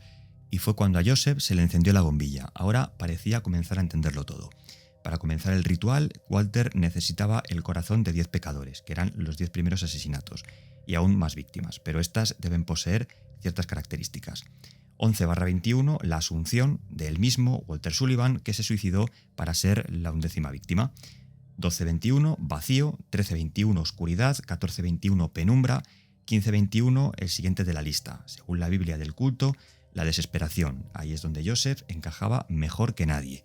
Y en la pared del apartamento, junto al agujero que daba a la habitación de Eileen, tal vez en los últimos momentos de su vida, Joseph escribió con un picahielo: la débil esperanza que tenía se transforma en desesperación. Pero si del pasado de Walter hablamos, tenemos que remontarnos 34 años antes de los acontecimientos que vive Henry. Hace casi 3 décadas y media, los padres de Walter vivían en el apartamento 302. Su padre era una persona agresiva que insultaba incluso a su propio hijo, siendo un bebé, mientras su madre se mantenía en silencio por miedo. El superintendente del edificio, Frank Sunderland, que es el hombre que vemos tras la mirilla, y ojo a esto, padre de James Sunderland, especulaba que la pareja podría tener problemas económicos y se fueron del apartamento abandonando al bebé recién nacido. Frank Sunderland lo encontró, lo llevó al hospital St. Jerome para que se ocuparan de él y guardó el cordón umbilical de Walter en una caja en su habitación. Ya desde el hospital, Walter fue adoptado por el orfanato Wisht House, quienes buscaban niños a los que captar para adoctrinarlos. De niño, Walter consideraba que la habitación del apartamento en el que había nacido era su madre, pero en realidad tanto su madre como su padre lo habían abandonado al nacer. Durante toda su infancia, Walter fue adoctrinado con las estrictas enseñanzas de la orden en el orfanato Wisht House. Debido a que la secta lo adoptó, Walter creía firmemente en sus enseñanzas. Dahlia Gillespie además le dijo que no tenía madre porque estaba durmiendo en Ashfield y Walter malinterpretó sus palabras, creyendo que el apartamento 302 en realidad era su propia madre biológica. También vemos a Walter en diferentes formas, como un niño pequeño, que es solamente una manifestación, como adulto, el cadáver crucificado y el monstruo que vemos cuando Henry se enfrenta a él en el abismo, siendo además una manifestación de su propio espíritu.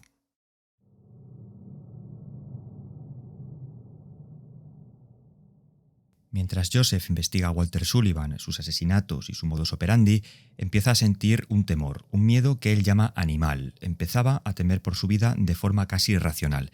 Pronto se da cuenta de que los 10 asesinatos están llenos de simbolismos y todos tienen marcados una serie de números en el cuerpo. Es así como decide el 4 de abril de 2001 empezar un diario al que llama el Diario Rojo, el cual iba anotando los resultados de su investigación. Las enseñanzas que la orden impartía a los niños del orfanato eran conocidas como los 21 sacramentos. Si estos niños desobedecían, serían automáticamente enviados a la prisión de Agua, un lugar cercano a la Wisht House, donde Andrew de Salvo, vamos a decir que estaba encantado de recibirles. Ya imagino que sabréis por dónde voy. Que además, recordad, era la segunda víctima de Walter. Como he dicho antes, Dahlia tuvo bastante que ver en el comportamiento del asesino. Le manipula diciendo que si completaba los 21 sacramentos podría volver a ver a su madre. Así que cada semana Walter viajaba desde el orfanato hasta los apartamentos en autobús o metro para tratar de verla. El apartamento 302, no obstante, ya estaba ocupado por alguien, pero igualmente esto lo siguió haciendo durante varios años. Como es lógico, a las personas que vivían en dicho apartamento no les hacía ninguna gracia ver cómo un hombre, ahora adulto, se quedaba mirando frente a la puerta. Esto les hacía sentir incómodos e intentaron echarle. Walter se tomó esto no solamente como un ataque, sino como un obstáculo importante. Poco a poco, la obsesión por su madre se vuelve más intensa, incrementando su fe por las enseñanzas de la orden, y unos años después se mudaría a Pleasant River, donde comenzó a realizar el ritual de los 21 sacramentos para el descenso de la Santa Madre y liberar, digamos, entre comillas, a la madre de su apartamento. Desde entonces, Walter comenzó a llevar a cabo su plan para asesinar a 21 personas en la localidad de South Ashfield. Después de matar con éxito a las 10 primeras, Walter Sullivan se suicidó abruptamente porque él era la 11ª víctima. Al hacerlo, el ritual le brinda la oportunidad de vivir como una entidad en el mundo que él mismo ha ideado, su otro mundo. pero no se quitó la vida en una celda, se la quitó en el trastero del apartamento 302 mediante crucifixión. Y esto confirmaba que las suposiciones de Joseph eran correctas. La policía estaba equivocada con respecto a la detención de Walter. Al realizar el ritual, él, en su forma fantasma, continuó su misión de matar a 10 personas restantes. Y esto explica por qué la policía nunca logró detener al autor del asesinato de la víctima número 12. Y ahora os preguntaréis, ¿quién ocultó el cadáver en la despensa del apartamento? Joseph sabía de la presencia del cuerpo de Walter ahí, pero como era incapaz de moverlo, optó por sellar el agujero. Pero desgraciadamente, después del trabajo de investigación que hizo sobre Walter Sullivan, Joseph fue asesinado siendo la víctima número 15, que junto a las otras 4 que Henry encontró en el otro mundo, Walter ya había conseguido matar a 19 de 21. Las otras 2, la número 20, la madre renacida, Eileen Galvin, y el receptor de la sabiduría, Henry Townshend. Es cierto que Jimmy Stone tiene un papel muy secundario en esta historia, pero al mismo tiempo cobra un papel muy importante por lo que representa. Jimmy Stone es residente de Silent Hill y miembro de una secta importante. ¿Recordáis al reverendo Stone, el sacerdote que despertó en Jeff los recuerdos de un rebaño de ovejas que robó? Bueno, pues Jimmy es su descendiente, y el reverendo fue sacerdote y verdugo de la secta de Baltiel. Los asesinatos de Walter hemos visto que venían de muy atrás. Sin ir más lejos, en Silent Hill 2 podemos encontrar un artículo de periódico que habla sobre sus asesinatos, detención y suicidio. El día 18 del mismo mes en el que se desarrolla la historia de James, es decir, en 1993, Walter asesinó a una pareja de gemelos llamada Billy y Miriam Locan, almas que vemos representadas en la pareja de gemelos que Henry encuentra en el otro mundo. Pero volvamos al tema de Jimmy. Su mano derecha, George Rosten, sacerdote de Baltiel y uno de los administradores del orfanato, fue el encargado de criar al pequeño Walter para que cumpliera con los 21 sacramentos del descenso de la Santa Madre para resucitar al dios del culto y así, ya sabéis, crear el paraíso eterno del que apenas hemos hablado antes. No obstante, la máquina que estaba creando con Walter se les fue de las manos y ambos fueron víctimas del ritual. Stone quedó atrapado en el apartamento. Jimmy fue la primera víctima de Walter y el primer sacrificio de la ceremonia, y era conocido como el demonio rojo debido a que los miembros de la secta de Baltiel iban con capuchas rojas. Poco después mató a otros miembros del culto, incluido Rosten. Como vemos en el artículo de periódico, Walter fue arrestado tras matar a 2 niños llamados Billy y Miriam. Mientras estaba bajo custodia policial, Walter dijo que no tenía control sobre sus acciones, diciendo que el demonio rojo quería castigarlo. Joseph Schreiber comenzó a investigar todo lo relacionado con Walter y el culto. En una revista que Heather encuentra en el hospital hay un artículo escrito por el propio Joseph donde hace mención al orfanato Casa de la Esperanza y sus prácticas dudosas. Uno de los reporteros escuchó llantos de niños y fue a investigar la zona, pero se le negó la entrada cuando iba a sacar fotos de las instalaciones. Joseph además descubrió una torre de cemento que formaba parte del orfanato, sospechando que se trataba de una prisión. Pero seguir investigando la Casa de la Esperanza y al culto fue su perdición. Schreiber se despertó un día y encontró su apartamento completamente cerrado y sin escapatoria, solo para que el fantasma de Jimmy Stone salga de las paredes y lo mate. Por ese motivo, en el apartamento de Henry se manifiestan fenómenos paranormales.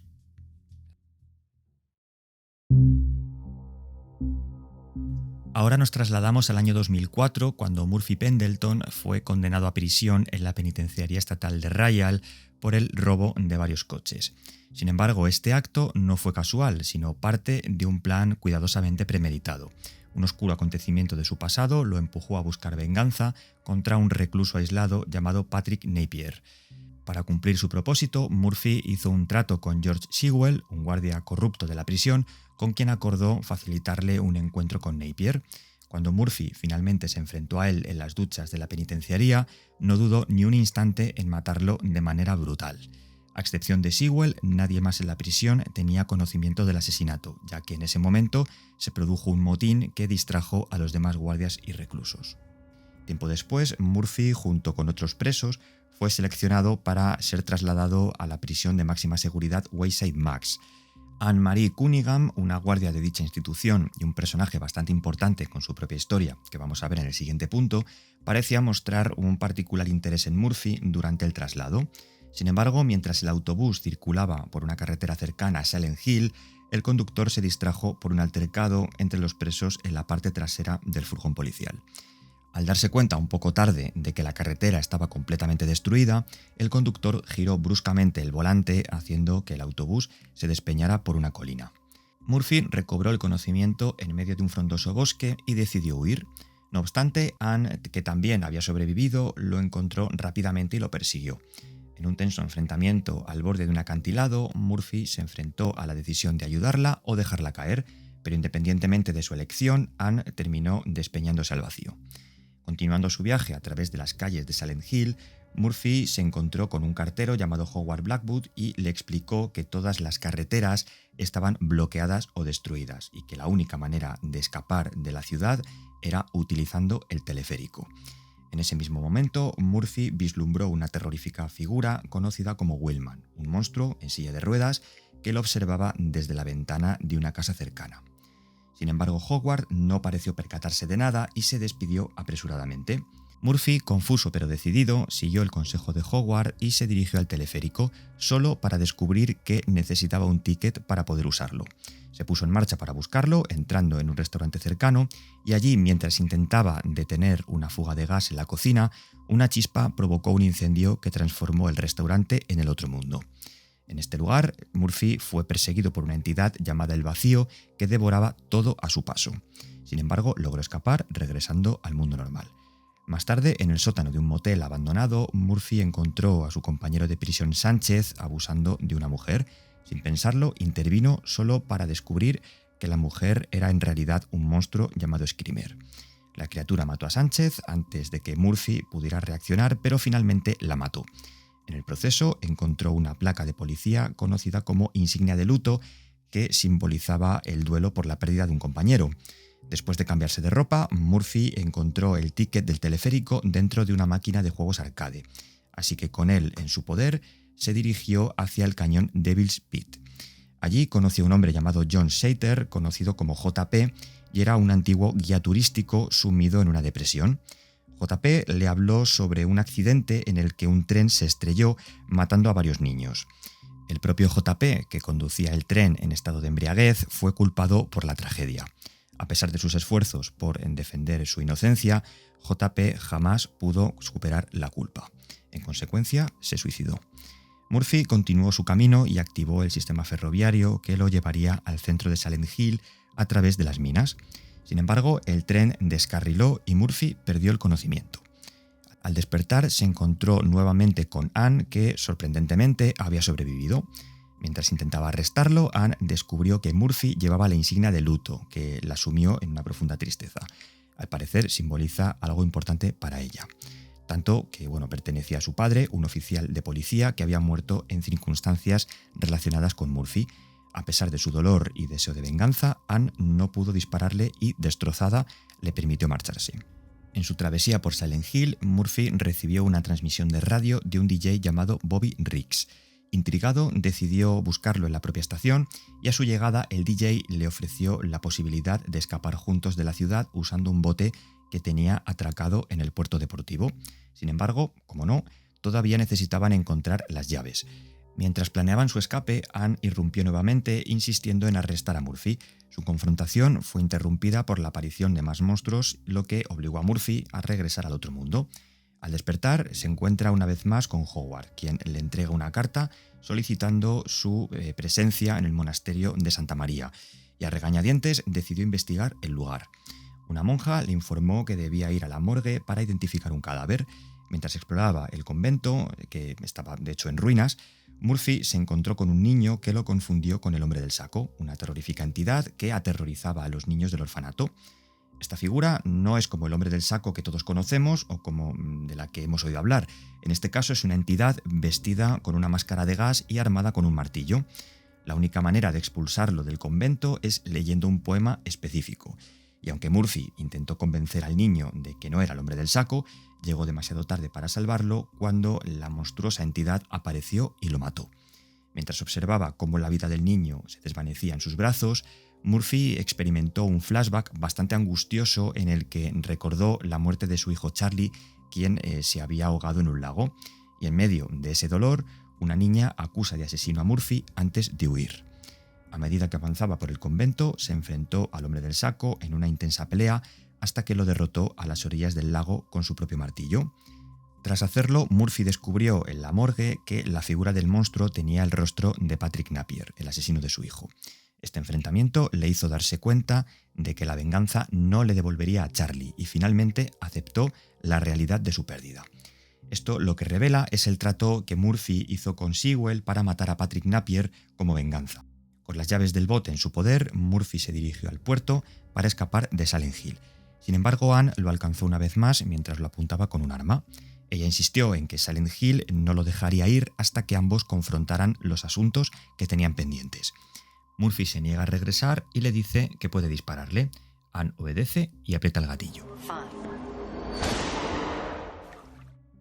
En una serie de revelaciones tras el disparo, Murphy recordó cómo Sewell lo había manipulado para matar al oficial Coleridge, que era el padre de Anne, y no a Napier, como de primeras había creído. Anne, destrozada por la verdad, confrontó a Murphy acusándolo de ser el responsable de la muerte de su padre. En un flashback, Murphy se reúne con Sewell en la prisión estatal de Real después de que Napier fuera asesinado. Murphy, siguiendo las órdenes de Sewell, debía matar a alguien que, digamos, mereciera, entre comillas, morir. Todo esto durante un disturbio en las duchas. El flashback se detiene cuando Murphy despierta en la celda de la penitenciaría Overlook, con Willman observándolo. Murphy encuentra 4 pruebas de asesinato en un baño y, tras escuchar una voz seguida de la luz de una linterna, se enfrenta a un cadáver envuelto en una bolsa que lo transporta al otro mundo. Allí el vacío lo persigue hasta una puerta con una balanza de justicia, que abre tras poner 3 pruebas en ella. Al entrar se enfrenta a una versión gigante de Willman, a quien derrota quitándole su soporte vital. De vuelta en el baño, Anne lo acusa de haber matado a un buen hombre, y aunque Murphy insiste en que era un monstruo, descubre que el cadáver es del oficial Coleridge. Un nuevo flashback revela que Sewell manipuló a Murphy para matarle, sin que supiera que era un policía. Anne revela que Coleridge era su padre, quien quedó en estado vegetativo tras el ataque de Murphy. Anne, buscando venganza, manipuló el traslado de Murphy a otra prisión. Le dispara, cree que está muerto, pero Murphy vuelve encarnado en el hombre del saco que asesina a la gente. La policía se lleva a Murphy, al verdadero Murphy, ya que la figura del hombre del saco no dejaba de ser una encarnación de su propio tormento debido a las visiones de Silent Hill, y es acusado de asesinar a su propio hijo y, en consecuencia, condenado a muerte. Murphy lo mató con motivo de venganza porque su exesposa Carol quería obtener la custodia de Charlie. La sentencia de muerte se aceleró después de que Murphy fuera declarado sospechoso del asesinato de Coleridge. Sewell, por su lado, preguntó si Murphy tenía alguna última palabra y Murphy respondió lo siguiente. Yeah. I'll see you in hell. Cupcake. Todo lo que rodea a Murphy fue un caos desde la situación dramática que vivió tiempo atrás. En el pasado, Murphy tuvo una vida tranquila con su esposa Carol y su hijo Charlie hasta que todo se desmoronó cuando Patrick Napier, un abusador que vivía cerca, secuestró y asesinó a Charlie. Este trauma afectó profundamente a Murphy y a Carol, quienes se divorciaron dejando a Murphy solo y carcomido por la ira. Buscando venganza, Murphy hizo un trato con un policía corrupto llamado Sewell para asesinar a Napier, que en aquel momento ya estaba encarcelado. Sin embargo, Murphy no pudo hacerlo, por lo que Sewell mató a Napier y obligó a Murphy a matar al oficial Coleridge. Coleridge sobrevivió, pero quedó en estado vegetativo y Sewell incriminó a Murphy. Anne, también policía, culpaba a Murphy por el estado de su padre y organizó su traslado a la prisión Wayside Max para matarlo. Sin embargo, en el trayecto, el autobús que los transportaba volcó cerca de Silent Hill, donde ambos comenzaron a experimentar el poder sobrenatural de la ciudad.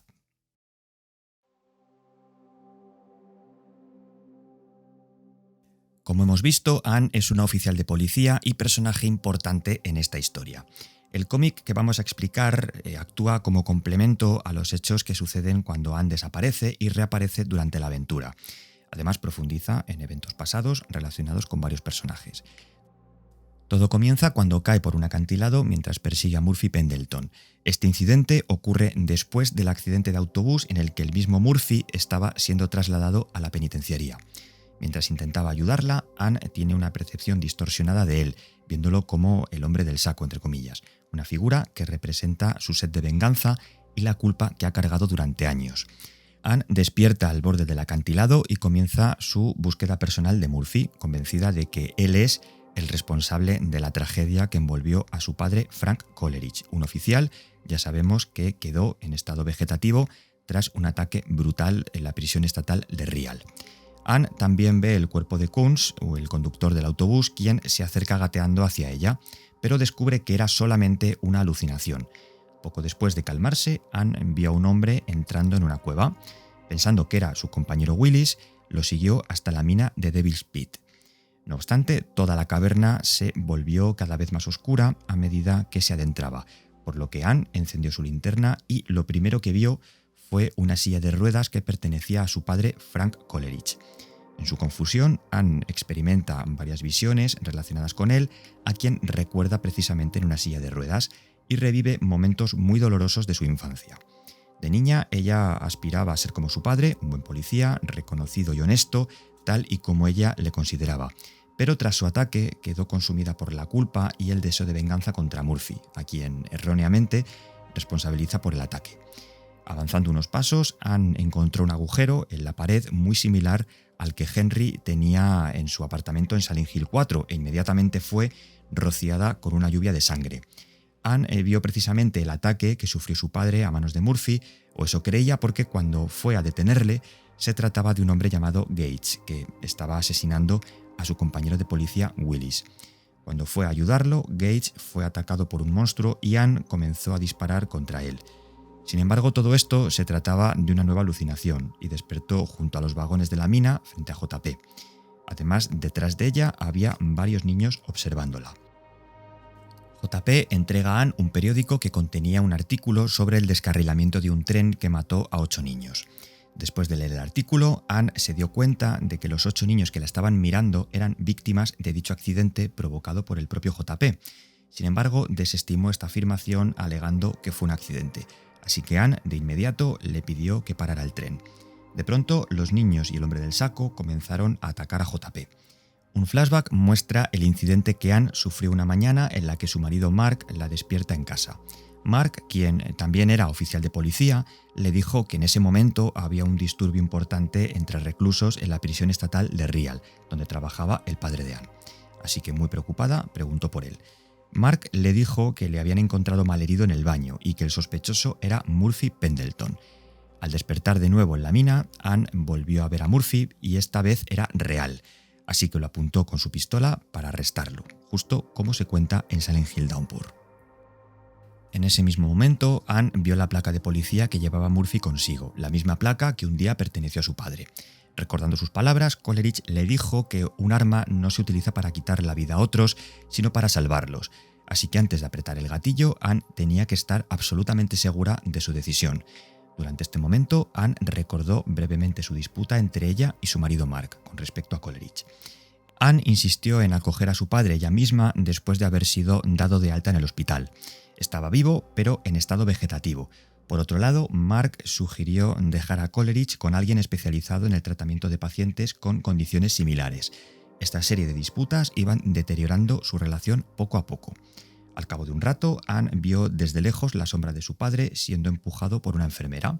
Sin embargo, cuando se le acercó, la enfermera atacó a Anne con su cuchillo. Fue aquí donde se quedó muy sorprendida al encontrar la figura de su padre en su forma conocida como Willman. En ese momento, la enfermera se puso de pie y apuñala a Anne en el estómago, dejándola inconsciente. El flashback que se muestra nos dice que Anne, ya sabemos, era oficial de policía en Wayside Max y transmitió su deseo de ser trasladada a la prisión estatal de Rail a su superior, el alcaide Leonard Trent. Desafortunadamente, la prisión estatal Rail no estaba contratando a más personal. No queriendo decepcionar a Anne, el director le informó que, aunque no había puestos vacantes, algunos reclusos serán trasladados a otras prisiones. Una de ellas es la prisión de Wayside. Por lo tanto, hizo un acuerdo con Anne. Trent solicitaría el traslado de Murphy a Wayside a cambio de tener una relación con él. Anne rechazó la propuesta y cuando despertó se encontraba en las calles de Silent Hill. El cartero Howard Blackwood le dijo que había visto a un hombre vestido con un uniforme de presidiario. Al darse cuenta de que era Murphy, Anne preguntó a Howard sobre su paradero y le dijo que podría estar en una estación de radio situada en el edificio Centenario. Anne se dirige a la estación de radio e interrumpe una conversación entre Murphy y el DJ Bobby Riggs sobre, además, cómo encontrar una manera de salir de la ciudad. Pero antes de que pudiera hacer nada, un grupo de screamers irrumpe en la estación de radio y disuade a Murphy. Cuando despertó, se encontró en una jaula justo enfrente de la torre del reloj con Riggs e inmediatamente uno de ellos le mató antes de que la jaula cayera al agua. Anne recordaba una de las enseñanzas que le dio su padre sobre terminar siempre todo lo que empezara. Por tanto, esto lo aplicó a rajatabla cuando vio a Murphy intentando escapar de Silent Hill en un barco que pertenecía a Riggs. Decidida a matarlo, abordó el barco y le dijo que regresara a la ciudad. Murphy se negó, obviamente, y Anna apretó el gatillo justo en el instante en el que un rayo cae sobre el barco separándolos a ambos. Entonces, aquí lo que se revela es que Anne no logró matar a Murphy y que después de caer al agua se despertó en la prisión de Rail. De aquí en adelante los acontecimientos que vemos son los mismos que se cuentan en el juego. Anne se da cuenta de la verdad sobre Murphy, Sewell y su padre. Al ver la realidad, Anne perdona a Murphy y ambos abandonan Silent Hill. Por tanto, el final canon como tal es el final en el que ambos se perdonan.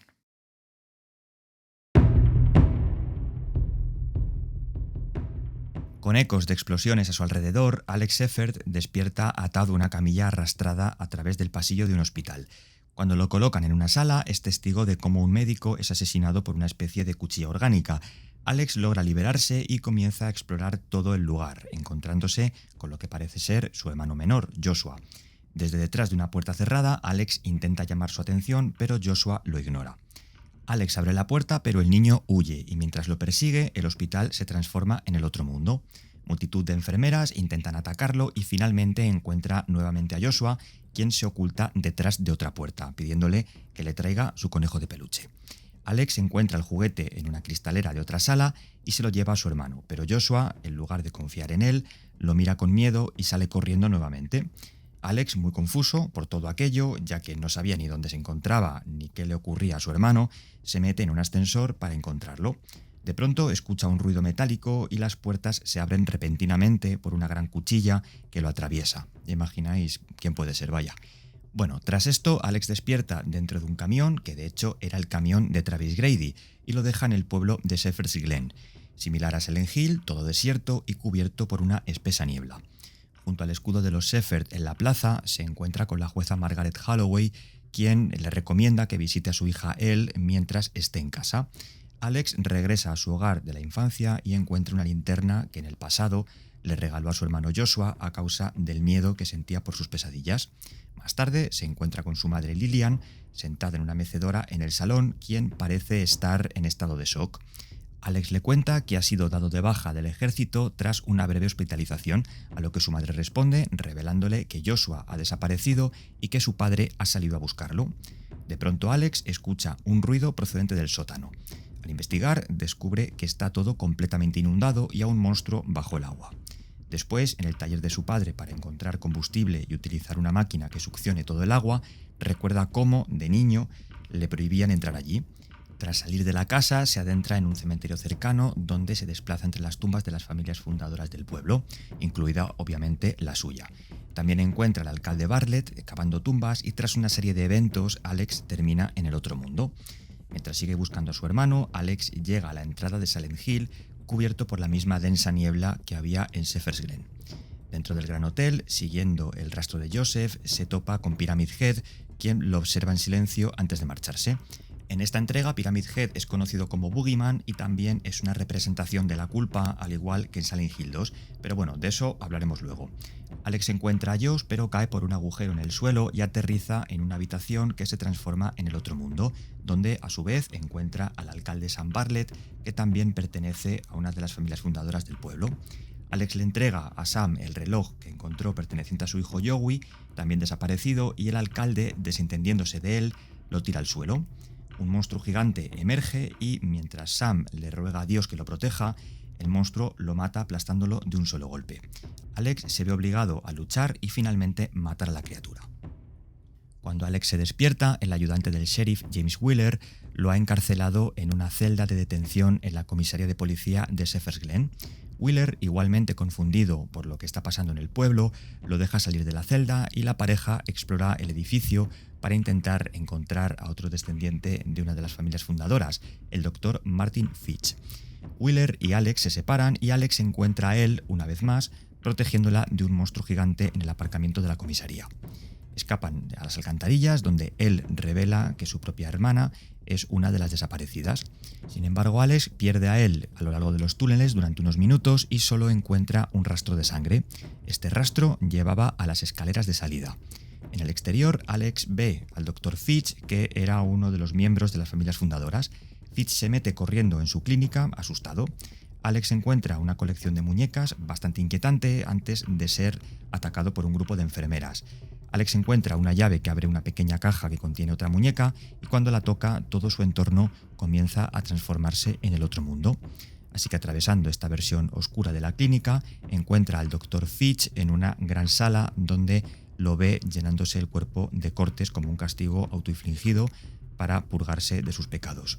Alex además se entera que la hija de Fitch, Scarlett, también ha desaparecido. Le entrega la muñeca que encontró y de un charco de sangre emerge un monstruo con forma de maniquí que aniquila al doctor y se enfrenta a Alex. Después de derrotar a la criatura, despierta nuevamente en la oficina de Fitch, ahora con una llave que lo lleva al ayuntamiento. Al llegar, la utiliza para abrir un pasaje subterráneo donde encuentra una daga ceremonial, supuestamente utilizada en los rituales secretos de la ciudad por las familias fundadoras de la misma. También encuentra las fotografías de dichos fundadores, los jefes de las 4 familias que salieron de Silent Hill para fundar Shepherd's Glen hace muchos años atrás. Esta daga, aparte de ser un arma, también abre distintas puertas, como la de la habitación de caza de su padre, donde Alex, tras leer una nota, ve un flashback que le revela algo muy importante. Revive varios recuerdos de su familia y se enfrenta a verdades terribles sobre el pasado del pueblo, incluyendo el hecho de que las familias fundadoras hicieron un pacto con la Orden de Silent Hill, sacrificando a sus hijos cada 50 años para mantener la paz y la prosperidad. El padre de Alex, Alan Shepherd, debía sacrificar a uno de sus hijos, pero no lo hizo, y en su lugar lo envió a una institución mental, rompiendo el pacto y dejando Shepherd's Glen a merced de la Orden. El culto, por tanto, está detrás de las personas desaparecidas en la ciudad. Alex le pregunta a su madre Lillian sobre la nota que acababa de encontrar, pero ella solo se disculpa. Mientras él continúa presionándola para obtener respuestas, son atacados por cultistas de la Orden vestidos con trajes de protección y máscaras de gas.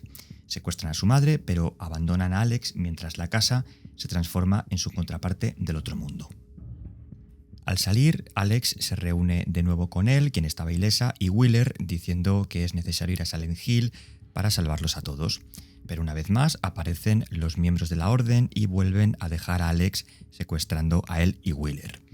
Tras aparecer en la costa de Silent Hill, Alex recibe una llamada de Wheeler, quien lo lleva a la penitenciaría Overlook, donde lucha contra la Orden para rescatarlo. Wheeler revela que escuchó a los cultistas decir que llevaban a una mujer a una sala de confinamiento solitario y presupone que debe de ser él. No obstante, cuando llega, descubre que la mujer de la que habló no estaba allí. No era él, sino Lillian, atada a un dispositivo de tortura con forma de cruz.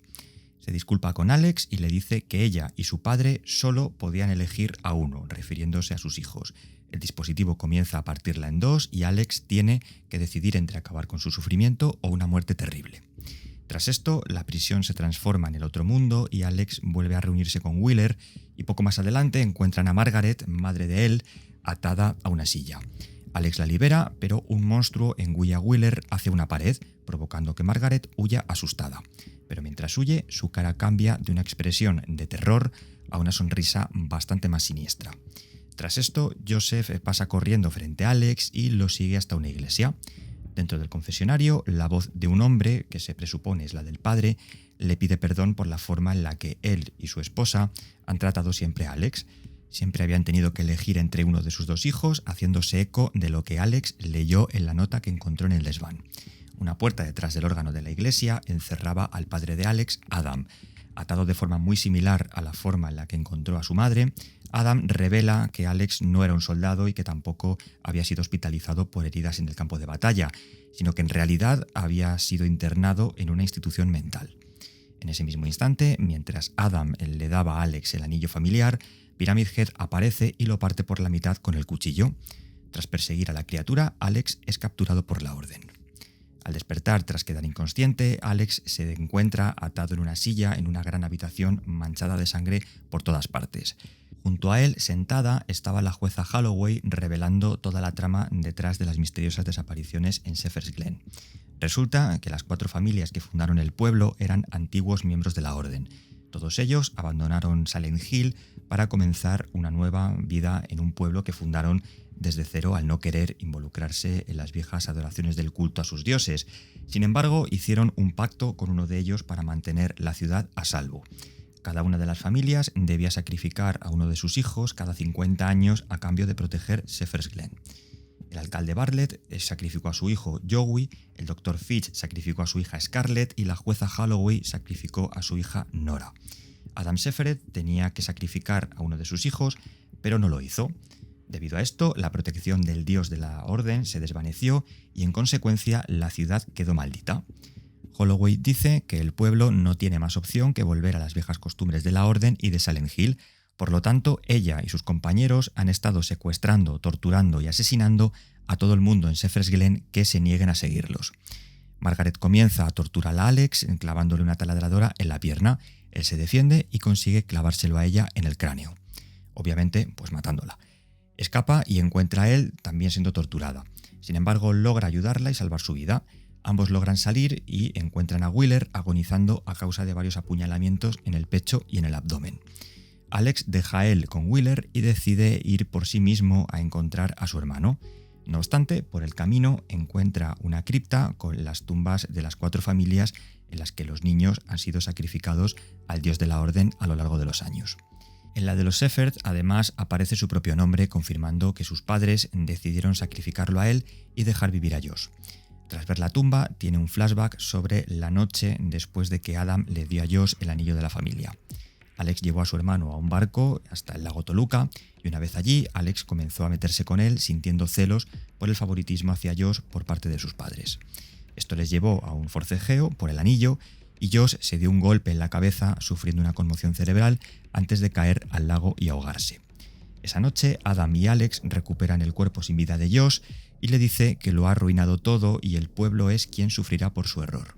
De vuelta en la cripta, el otro mundo invade una vez más el entorno de Alex y un monstruo gigante con forma de araña llamado Amnion le atacó.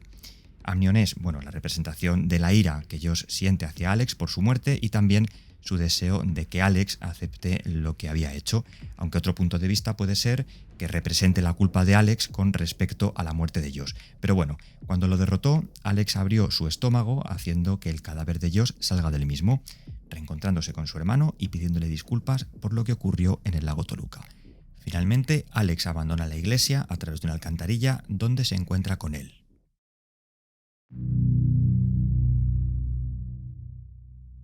A lo largo de este vídeo hemos ido conociendo distintos personajes relacionados con la Orden y las sectas que la representan. Y hasta ahora hemos visto varias.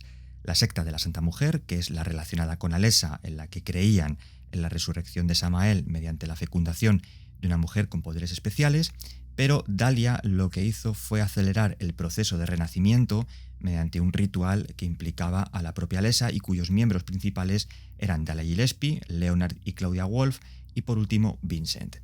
Por otro lado tenemos la secta de la Santa Madre, que tiene algunas diferencias con la que acabamos de nombrar, y utilizaban la Witch House, es decir, el orfanato, para criar a un conjurador que realizaría un ritual para invocar a una diosa llamada Nakehona, con el objetivo de poder hablar con los antepasados. Esta diosa estaba representada en una piedra sagrada llamada Piedra Madre, ubicada en los bosques de Silent Hill. Uno de sus miembros es Walter Sullivan. Después tenemos la secta de Baltiel, que hemos mencionado más atrás, y que tiene como principales miembros a George Rosten y a Jimmy Stone, apodado el Diablo Rojo. Esta secta, ya hemos visto, adoraban al ángel Baltiel como el ente más cercano a Dios. Y por si os lo preguntáis, estas sectas eran rivales entre sí. La de Baltiel actuaba un poco como mediadora entre la de la Santa Mujer y la de la Santa Madre. Y por último tenemos la que más relacionada está con Silent Hill Homecoming, que es la secta que reside en Shepherd's Glen. Como hemos ido viendo, eran un grupo que se separó de la Orden debido a distintas discrepancias en sus prácticas para vivir con un poco más de paz y estabilidad. Sin embargo, aunque estén separadas de la orden, muchas de sus creencias las mantienen. Y con esas creencias me refiero a su fe en Samael. Las familias fundadoras que componían esta secta hicieron un pacto con él. Si un niño de cada una de las 4 familias era sacrificado cada 50 años, Shepherd's Glen se salvaría de los efectos del otro mundo. Las familias en cuestión eran los Shepherd, Holloway, los Bartlett y los Fitch. Mientras que las otras 3 familias completaron muy religiosamente, nunca mejor dicho, su parte del acuerdo, Adam Shepherd no, y este acuerdo se rompió. Shepherd's Glen quedó vulnerable a los estragos del otro mundo. Entre los miembros de esta secta se incluyen Curtis Akers, Adam y Lillian Shepherd, Sam Bartlett, Martin Fitch, Margaret Holloway y varios cultistas de la orden no identificados. El incidente en el lago propició la muerte de Josh. Adam recuperó su cuerpo y Alex entró en shock mental, lo que le llevó a creer que podía solucionar el problema. Adam le dijo a Alex que no había nada que pudiera hacer, ya que Alex fue elegido para el sacrificio y lo arruinó todo con la ruptura del pacto. Los padres de Alex lo enviaron a una institución mental y les mintieron a todos, diciéndoles que Alex, en cambio, se había unido al ejército. Así que por ese motivo sus padres fueron extremadamente fríos con él. Esto podemos verlo también en las fotografías familiares que vemos en su casa, donde solo aparecen Alan y Lillian junto a Josh. 4 años antes de los eventos de Homecoming, en 2003, la orden fue revivida tras su caída por Margaret Holloway, en respuesta a la condenación de Shepherd's Glen a causa de la incapacidad de sus residentes de seguir el estricto pacto hecho con Dios. Para ello secuestró a la mayoría de los ciudadanos y los llevó a Silent Hill para que se convirtieran en miembros del culto. Esta nota nos da una lista de aquellos que fueron asesinados por la orden. Hay que decir también que este culto tenía un sistema de reglas y creencias que sus miembros debían seguir a rajatabla y que podemos leer en estos memorándum: el compromiso, los niveles de membresía, el Consejo Supremo y los procedimientos disciplinarios.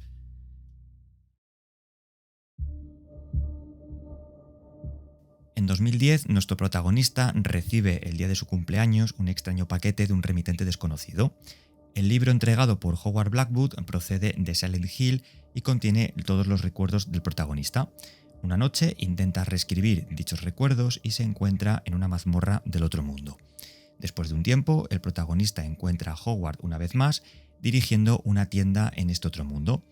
Howard explica que el protagonista debe encontrar un material conocido como residuo de memoria para poder cambiar su pasado. Cuando el protagonista despierta, descubre que los recuerdos que reescribió se han hecho realidad, pero cada noche vuelve a la misma pesadilla. A lo largo de todas ellas, el protagonista se encuentra con sus amigos, familiares y otros conocidos hasta que da con una criatura que representa sus propios deseos. Al destruirlo, el protagonista es capaz de o bien cerrar el libro para siempre o utilizarlo para su propio beneficio.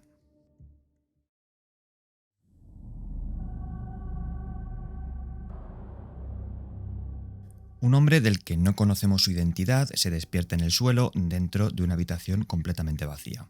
Frente a él hay una puerta de madera que lleva al pasillo de una casa. A mano derecha, un reloj digital marca 1 minuto antes de la medianoche. El angosto pasillo de la casa está en forma de L con un baño cerrado en la pared de la derecha y una puerta al fondo atravesando el hall. El sonido de la lluvia queda solapado por una radio que detalla el espantoso asesinato de 3 familias. Al final del pasillo, tras un pequeño tramo de escaleras, había una puerta que conducía al mismo pasillo por el que el hombre acababa de entrar. El angosto pasillo parecía estar en bucle porque al recorrerlo todo estaba exactamente igual a como lo había visto. Sin embargo, a medida que el hombre vuelve a adentrarse una y otra vez en él, comienza a ver pequeños detalles que van alterándose. Pronto comienzan a ocurrir fenómenos de lo más extraños. Puertas que se abren y se cierran de golpe, cucarachas arrastrándose por las paredes y el llanto de un bebé.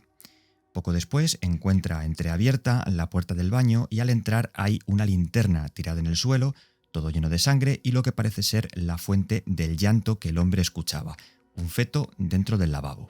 De pronto la puerta se cierra y alguien desde el otro lado está intentando forzar el picaporte para entrar.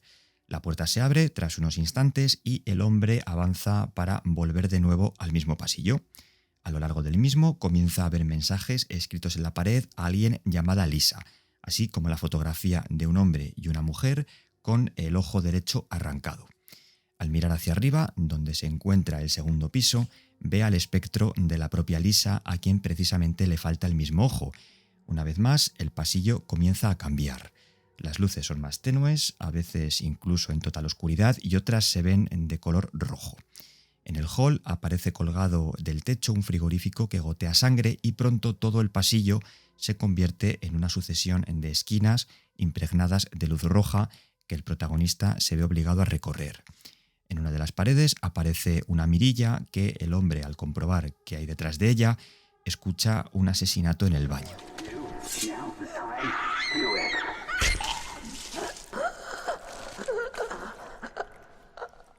Más tarde, el feto comienza a hablar con el protagonista sobre alguien que fue despedido de su trabajo y se refugió en el alcohol hace 10 meses.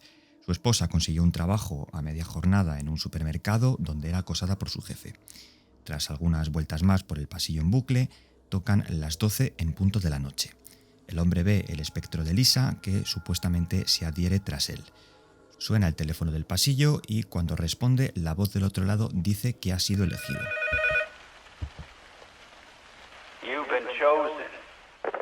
Al atravesar la puerta al final del pasillo, otra voz dice: tu padre era un lastre.